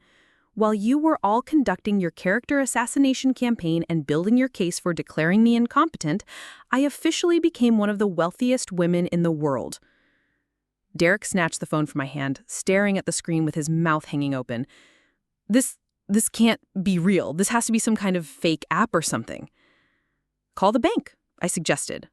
"Credit Suisse International, account number 447-892-3451. Ask them about Helen Ramirez's current balance." Marcus Sterling, Derek's business partner, was frantically typing on his own phone. I'm looking up Isabella Montclair online. Holy shit, she was... Helen, it says here she was worth over $3 billion and died 8 months ago in Switzerland? Roberto grabbed the inheritance letter from Victoria and read it with growing amazement. She left everything to Helen? Why Helen? What about Victoria and Derek? I pulled out another folder, this one containing the investigation reports. Because, Roberto, your mother spent 4 years having all 3 of your children investigated by professional surveillance teams. She wanted to know what kind of people we had become, what kind of character we had developed, and whether any of us could be trusted with serious wealth. Victoria's face had gone completely white. Investigation reports? I opened the folder and began reading from Victoria's file. Subject demonstrates consistent patterns of manipulation and opportunistic behavior. Observed prioritizing personal advancement over family relationships. I looked up at her. That was from 18 months ago, Victoria. They documented you canceling family dinners to attend networking events, making fun of my job to your colleagues, and referring to Derek and me as the dead weight of the family. Derek grabbed for his file, but I held it away from him. Derek's report is equally unflattering. Subject shows excessive focus on material wealth and social status, pattern of avoiding family responsibilities when inconvenient. Recent behavior includes pressuring elderly mother to consider cost-effective medical treatments during terminal illness. You're lying, Derek said, but his voice lacked conviction. I pulled out a stack of photographs, Derek. These are surveillance photos. Here's one of you at Martinelli's restaurant on March 15th, complaining to your date about how much money I was wasting on Mom's cancer treatments. Here's another one from April 3rd, where you told your business partner that you wished Mom would just die already so you could get your inheritance and stop dealing with family drama. Roberto was staring at the documents with growing horror. You mean my mother was watching us all this time? She was watching, Roberto, and she saw everything. Every cruel comment, every selfish decision, every moment when you chose money over family loyalty. I pulled out Roberto's file, which was surprisingly thick for someone who hadn't been in our lives. She even had you investigated. Did you know she knew about your gambling debts, your 3 failed businesses, the fact that you only came back now because Victoria offered to pay you $5,000 to support their guardianship petition? Roberto's face turned red. $5,000, Roberto. That's what it cost to buy the support of the father who abandoned us. Isabella documented every penny. Dr. Morrison was still scribbling notes frantically. Helen, these could be elaborate forgeries designed to support a delusional fantasy. We need to verify these documents before... My phone rang. The caller ID showed the Swiss number I had been expecting. I answered it on speaker. Hello, Miss Ramirez. This is Dr. Hoffman calling to confirm your travel arrangements. Will you be able to arrive in Zurich on Thursday as planned to finalize the estate transfer and meet with your financial advisors? The room was dead silent as his crisp European accent filled Mom's living room. Yes, Dr. Hoffman, I'll be there Thursday morning. Excellent. I should mention that we've been monitoring some unusual activity related to your family members attempting to have you declared mentally incompetent. Our security team has documented several instances of harassment and attempted fraud. Should we proceed with the defamation lawsuit against the individuals involved? I looked around the room at 8 people who had spent the morning trying to destroy my life and steal what they thought was my modest inheritance. Dr. Hoffman, I'll discuss the legal options with you when I arrive in Zurich, but yes, I think there are definitely some people who need to face consequences for their behavior. Understood, Ms. Ramirez. I should also inform you that your grandmother left specific instructions for this scenario. If your family members attempted to manipulate or defraud you, she prepared a comprehensive response strategy. I have those documents ready for your review. After I hung up, the silence in the room was deafening. Victoria was staring at me like she was seeing a ghost.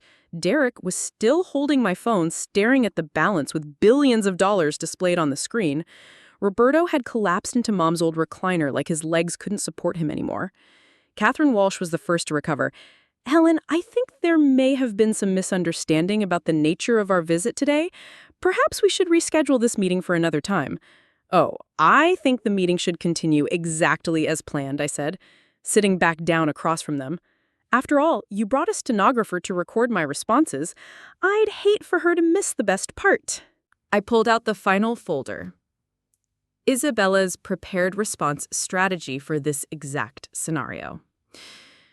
You see, my grandmother predicted that if she left me a large inheritance, certain family members would try to steal it by having me declared mentally incompetent.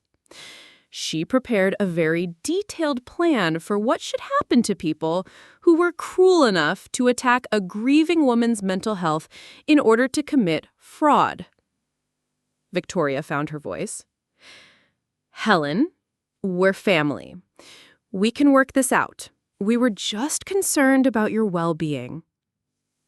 Family, I laughed, and it wasn't a pleasant sound.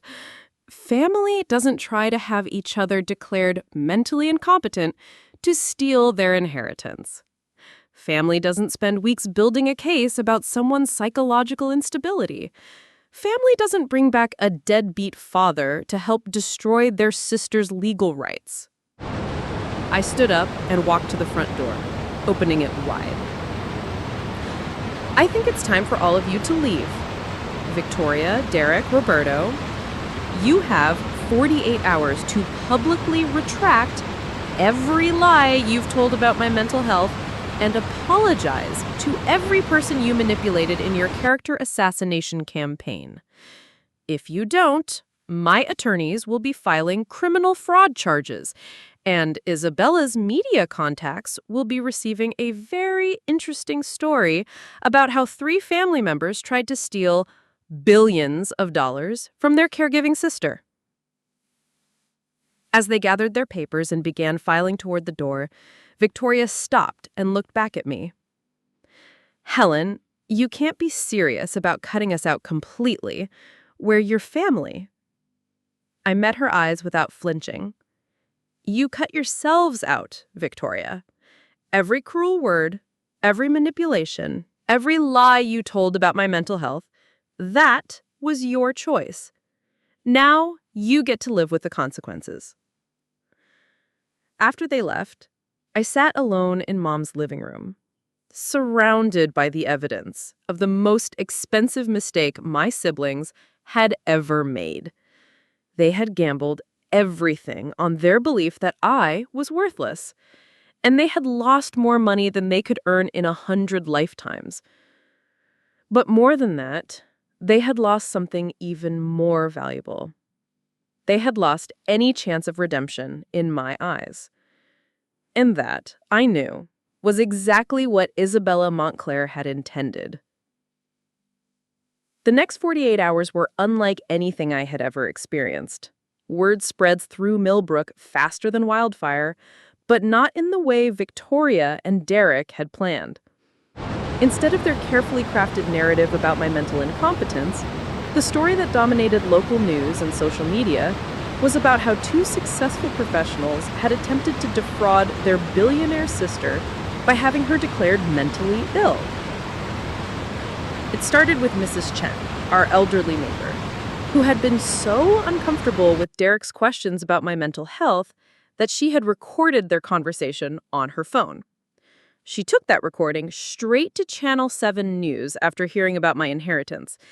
And by Tuesday evening, Derek's voice was playing on every local television station. Has Helen ever seemed paranoid or delusional about your mother's condition?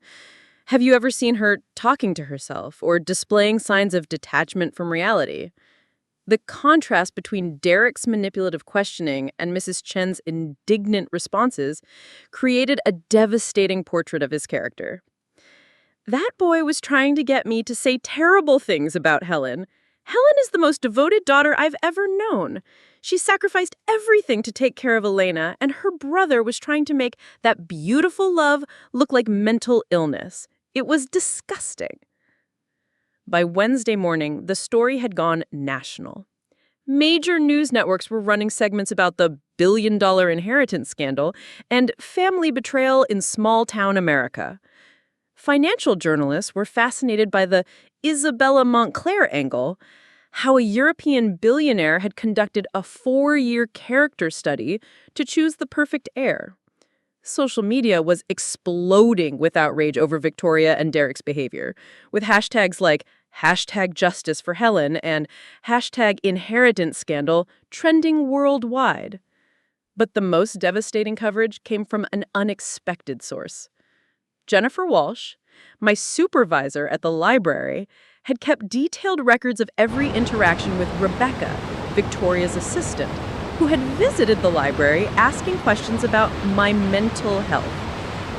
Jennifer had recorded those conversations too, and when she shared them with reporters, the audio revealed Rebecca's increasingly desperate attempts to find evidence of psychological instability. Has Helen ever seemed confused or disoriented at work? Rebecca's voice asked on the recording.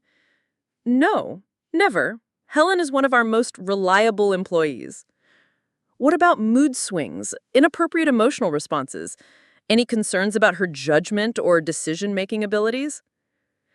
The only thing I've ever been concerned about was how much she was sacrificing to take care of her mother. She used all her vacation time, took unpaid leave, and never complained once about the financial hardship it caused her. That's not poor judgment. That's extraordinary character. The recording captured her frustration as she realized the library staff had nothing but praise for me.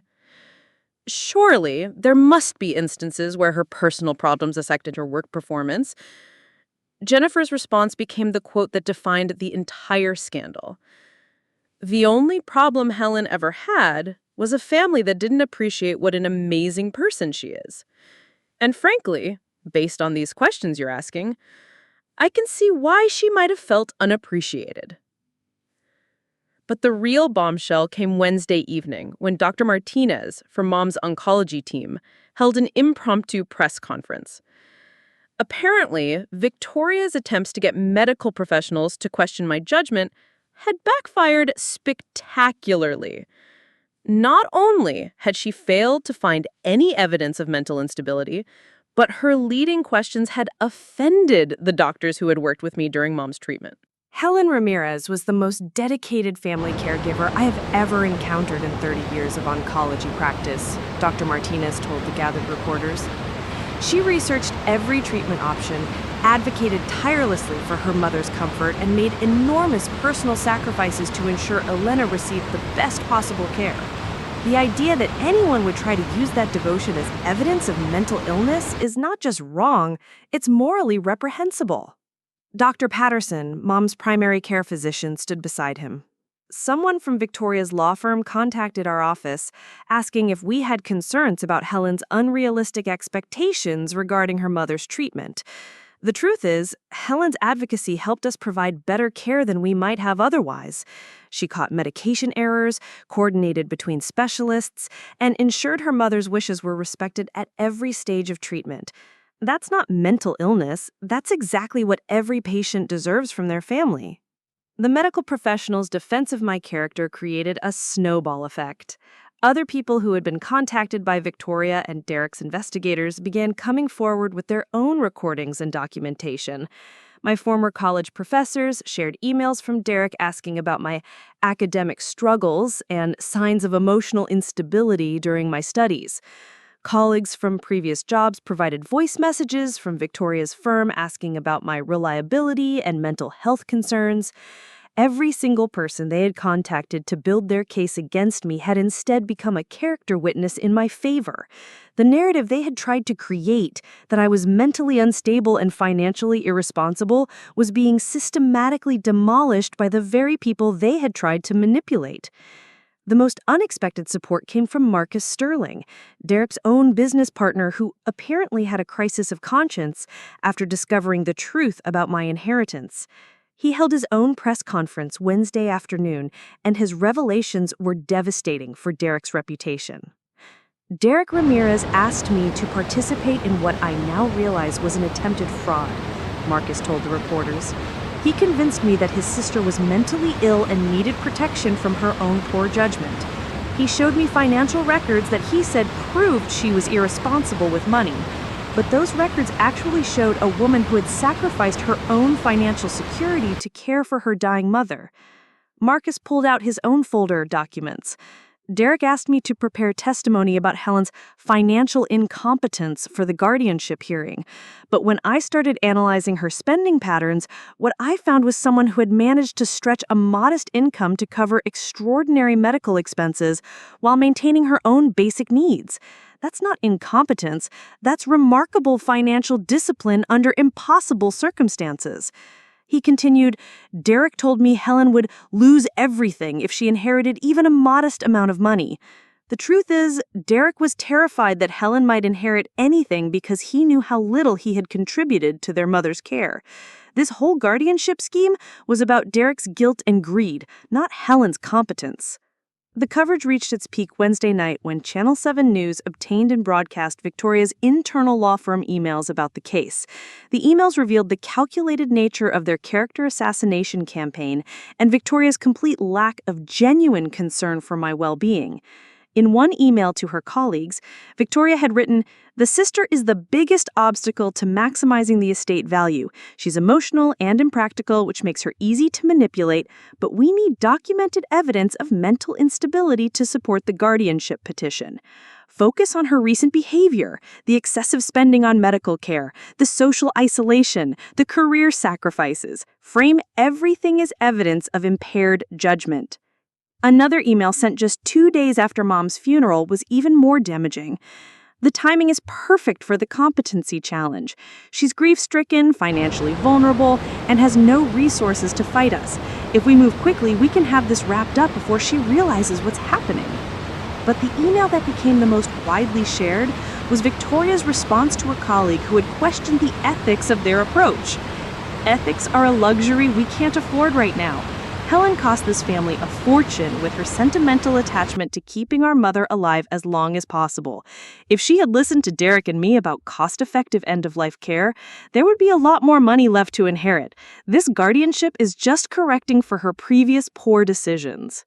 By Thursday morning, when I was scheduled to fly to Zurich, the entire country was talking about the Ramirez family scandal. Victoria had been suspended from her law firm pending an ethics investigation. Derek's business had lost several major clients who didn't want to be associated with someone who would betray his own family. Roberto had disappeared entirely. Apparently, the shame of being exposed as someone who had sold out his daughter for $5,000 was too much for him to bear. But the most satisfying part of the entire media firestorm was watching the public response. Social media was flooded with messages of support for me and outrage at my siblings' behavior. Complete strangers were sharing their own stories about family betrayal and celebrating the fact that justice had been served. The hashtag Helen Ramirez is my hero was trending in 12 countries. Dr. Patricia Morrison, the forensic psychologist who had been prepared to testify about my mental instability without ever meeting me, issued a public apology and announced she was retiring from forensic psychology. Her statement read, "I allowed myself to be manipulated into participating in what I now realize was an attempted fraud. Helen Ramirez deserves an apology from me and from everyone who questioned her character based on fabricated evidence." As I packed for my trip to Switzerland, I reflected on how completely the tables had turned. Victoria and Derek had spent weeks building a case that I was too mentally unstable and financially irresponsible to manage my own affairs.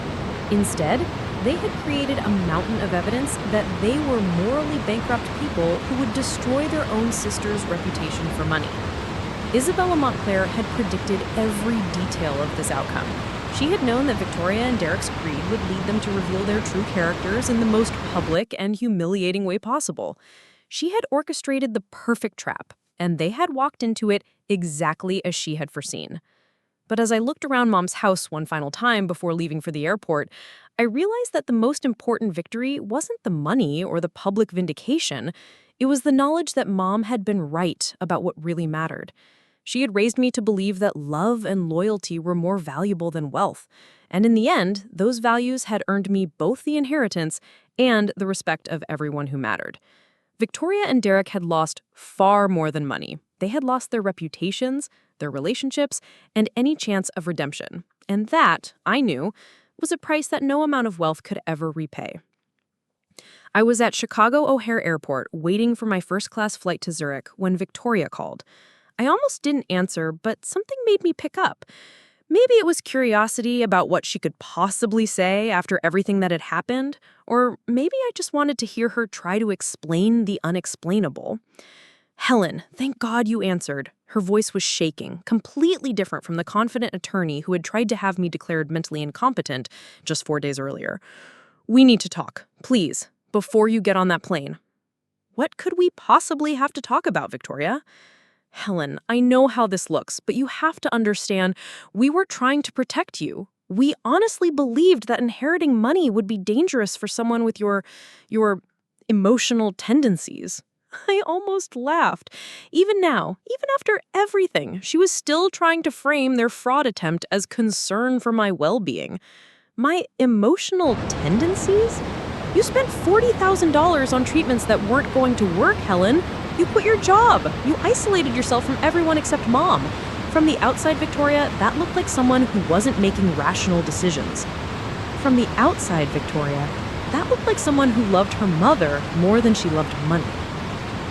There was a long silence before Victoria spoke again, and when she did, her voice had completely changed.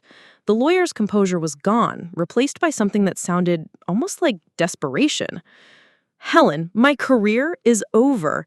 Morrison, Blackwell, and Associates fired me this morning. They said associating the firm's name with attempted inheritance fraud was too damaging to their reputation. The California State Bar is opening an ethics investigation that could result in me being disbarred. My husband is talking about divorce because he says he can't be married to someone who would betray their own family for money. I felt a flicker of something, not quite sympathy, but recognition of how completely her world had collapsed. Victoria, you did this to yourself. I know I did. But Helen, I'm your sister. We grew up together.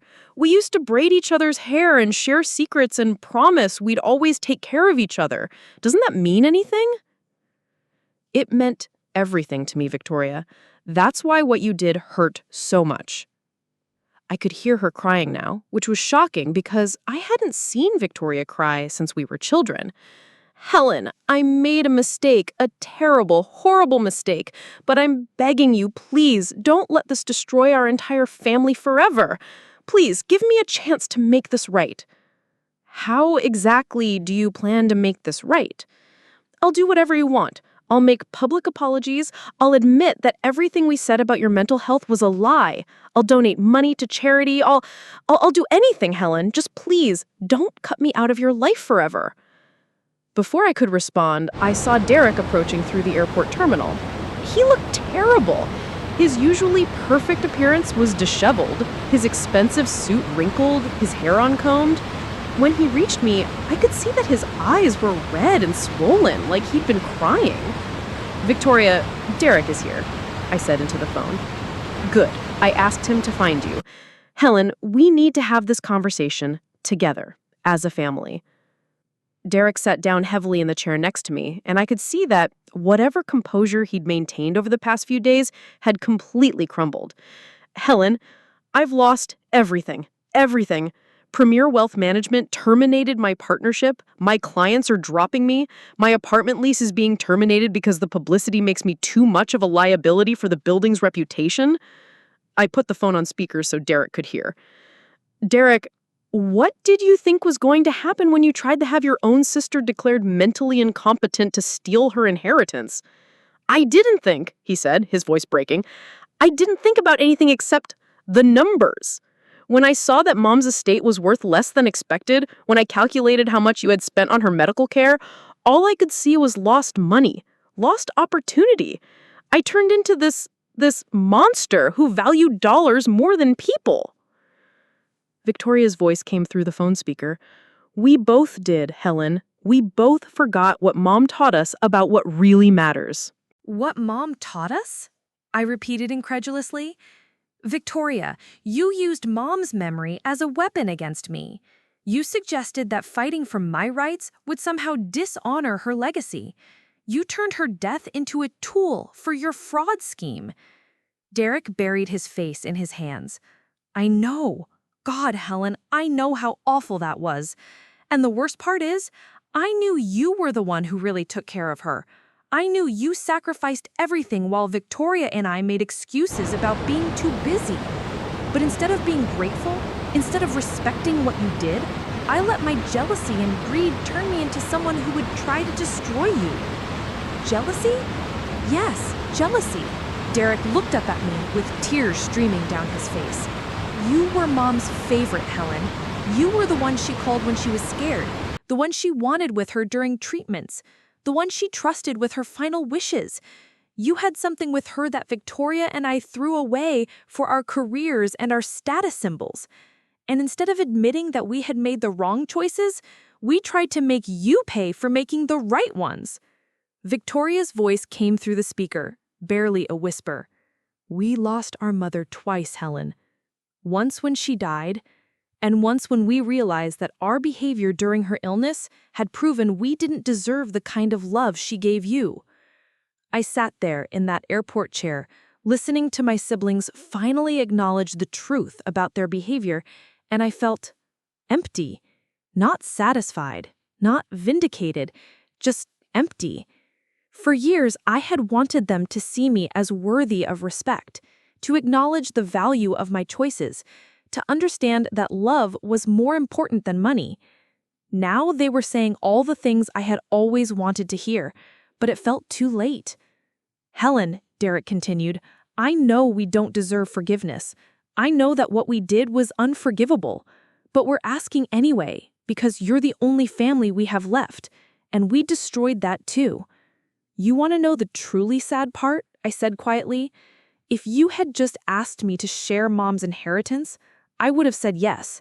If you had acknowledged that you hadn't helped with her care, but asked for help with your financial problems, I would have helped you. If you had treated me like family instead of like an obstacle to your financial goals, we could have grieved Mom together and supported each other through this. Victoria was sobbing now. We know that now. Helen, we know that you would have taken care of us the same way you took care of Mom, and we threw it all away because we were too proud and too greedy to just ask for help. Derek nodded. The investigation reports were right about us, Helen. We did become exactly the kind of people who would sacrifice family for money. We lost our souls somewhere along the way, and we only realized it when we saw ourselves through the eyes of Isabella Montclair. And through the eyes of everyone else who's been watching this story. The whole world has seen who you really are. I know, Victoria said through the phone. And I deserve every bit of shame and humiliation that's coming. But, Helen, I'm not asking for forgiveness because I think I deserve it. I'm asking for it because I want to spend the rest of my life trying to become the sister you deserve to have had all along. Derek leaned forward. Helen, I'm not asking you to trust us again. I'm not asking you to let us back into your life like nothing happened. I'm just asking you not to close the door forever. Give us a chance to prove that we can change, that we can become better people. I looked at Derek, really looked at him, and I could see that the expensive suits and luxury cars and status symbols that had defined him were gone. What was left was just a broken man who had finally realized what he had sacrificed for money that turned out to be worthless compared to what he had lost. You want a chance to prove you can change? I asked. Yes, they both said at the same time. I stood up as they announced boarding for my flight to Zurich, and I said, then prove it. Not to me, but to yourselves. Figure out who you want to be when nobody is watching, when there's no money involved, when the only reward is doing the right thing. If you can do that, if you can become the kind of people Mom raised us to be, then maybe someday we can be a family again. Victoria's voice was barely audible. Does that mean you're not cutting us out forever? I said, it means I'm going to Switzerland to learn how to manage the responsibility Isabella Montclair gave me. And when I come back, if you've spent that time becoming people worth forgiving, then we'll see what kind of relationship is possible. Derek stood up and, to my surprise, offered his hand for a handshake. He said, thank you, Helen. Thank you for not giving up on us completely. I shook his hand, and then I picked up my carry-on bag and walked toward the gate. As I showed my boarding pass to the flight attendant, I heard Victoria's voice one last time through Derek's phone. Helen, I love you. I've always loved you, even when I was too proud and too stupid to show it properly. I turned back and looked at Derek, who was holding the phone like a lifeline. I love you both too, but love isn't enough anymore. You're going to have to earn back the right to be part of our life." As the plane took off for Switzerland, I realized that this confrontation had been the hardest part of the entire ordeal. Not because they had been cruel, but because they had finally been honest. It would have been easier if they had remained the selfish, calculating people who had tried to destroy me. Their genuine remorse, their complete breakdown, their acknowledgement of how wrong they had been, that made everything more complicated. But it also made redemption possible, which was something I hadn't expected to feel. Isabella Montclair had been right about their character flaws, but maybe she had also seen something in them worth testing. Maybe their complete destruction was meant to be the beginning of their reconstruction into better people. Only time would tell if Victoria and Derek were capable of that kind of transformation. But for the first time since this whole ordeal began, I allowed myself to hope that someday we might actually be a family again. 6 months later, I'm writing this from the balcony of my new home in Gstaad, Switzerland, looking out over snow-capped mountains that Isabella Montclair once gazed upon. The house is beautiful, a restored 19th century chalet with modern amenities and enough space for the family I hope to build someday. But what makes it special isn't the luxury or the incredible views. What makes it special is that it feels like home in a way I never expected. The transition to being a billionaire hasn't been what people might imagine. Dr. Hoffman and his team spent weeks teaching me about managing wealth responsibly, about the foundations Isabella had established, about the businesses and investments that would now be my responsibility to oversee. It was overwhelming at first. Spreadsheets full of numbers so large they didn't seem real. Portfolios of companies I'd never heard of. Charitable organizations in dozens of countries that depended on the Montclair Foundation for funding. But gradually, I began to understand why Isabella had chosen me. It wasn't just about my character during Mom's illness, though that had been the final test. It was about my approach to life itself, the way I valued relationships over possessions, the way I found meaning in helping others, the way I understood that wealth was a tool for creating positive change rather than just accumulating more wealth. The Montclair Foundation, which I now oversee, focuses on supporting family caregivers, people like I had been with Mom, who sacrificed their own financial security to take care of loved ones. We provide grants for medical expenses, emergency financial assistance, and support services that help families navigate the impossible choices between work and caregiving. Last month, we helped over 3,000 families across 12 countries. Every grant approved, every family helped, feels like honoring Mom's memory in the way she would have wanted. But the most surprising part of this new life has been watching Victoria and Derek's transformation. True to their promise at the airport, they have spent the past 6 months proving that they could become different people. Victoria left corporate law entirely and now works for the Legal Aid Society in Millbrook, representing low-income families in custody disputes and elder abuse cases. She took a 90% pay cut to do work that actually helps people rather than maximizing profits for corporations. Her husband didn't leave her. In fact, he said watching her choose integrity over income made him fall in love with her all over again. She sends me updates about her cases, not asking for money or recognition, just sharing the work that has given her life meaning for the first time in years. Derek closed his investment firm and went back to school to become a social worker, specializing in financial counseling for families dealing with medical crises. He's living in a modest apartment and driving a used car, but the pictures he sends show someone who looks genuinely happy for the first time since we were kids. He volunteers at Millbrook General Hospital, helping families navigate the financial complexity of serious illness, the same kind of help our family could have used during Mom's treatment. They've both been attending family therapy together, working through the guilt and shame of what they did, learning to rebuild their relationship with each other before asking to rebuild their relationship with me. Dr. Sarah Chen, their therapist, sends me progress reports with their permission. She says their commitment to change appears genuine and sustained, though she cautions that true character transformation takes years, not months. "She could have been so proud of us," Derek said. standing in Isabella's library surrounded by books in 6 languages, many with her handwritten notes in the margins. If we had just been better people, we could have been part of this incredible legacy instead of almost destroying it. Victoria found a letter Isabella had written but never sent, addressed to all 3 of us, expressing her hope that someday her American grandchildren would visit Switzerland and learn about their European heritage. She wanted to include us, Victoria whispered, tears in her eyes.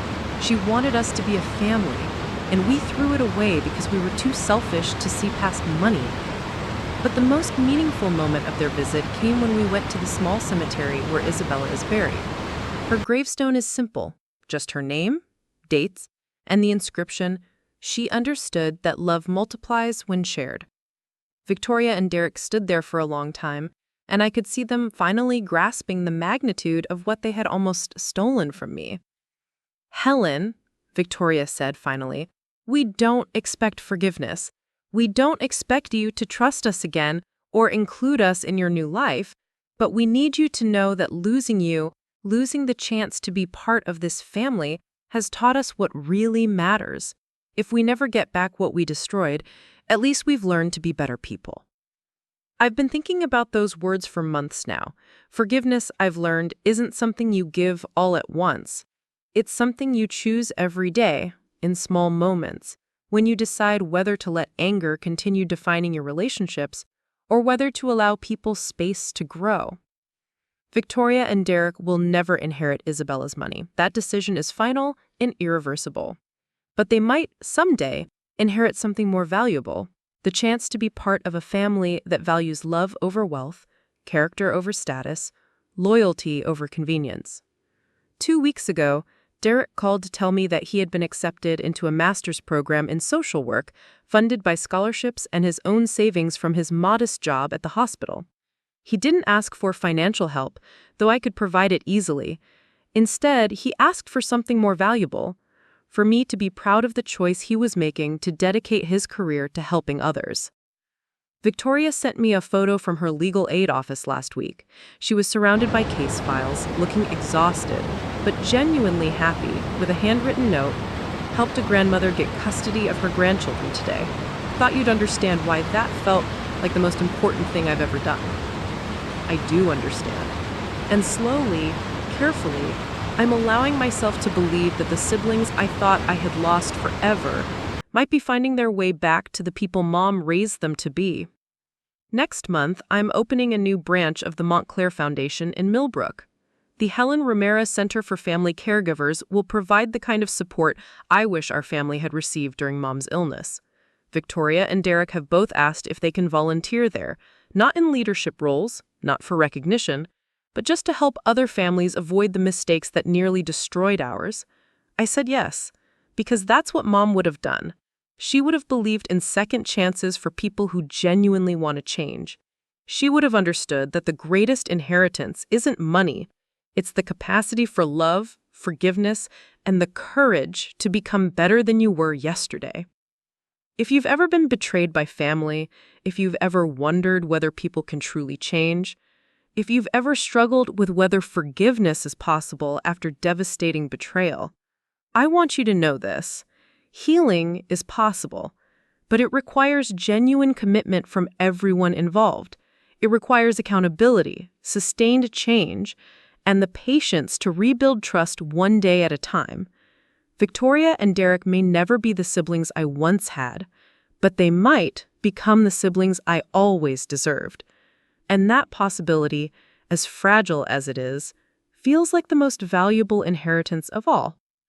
Sometimes the greatest wealth isn't what you accumulate, it's what you choose to rebuild after everything has been broken. And sometimes the most important inheritance isn't money, but the wisdom to know the difference between what people say and what people do, and the grace to allow space for genuine transformation. Mom was right about family being the most important thing. She just never got to see how much it would cost to prove it, or how much it would be worth when the price was finally paid. Comment below if you've ever had to rebuild trust with family after betrayal. And if you believe in second chances and the power of genuine change, hit that subscribe button. Sometimes the most important stories are the ones about finding your way back home. Up next, you've got 2 more standout stories right on your screen. If this one hits the mark, you won't want to pass these up. Just click and check them out. And don't forget to like, subscribe, and turn on the notification bell so you don't miss any upload from us.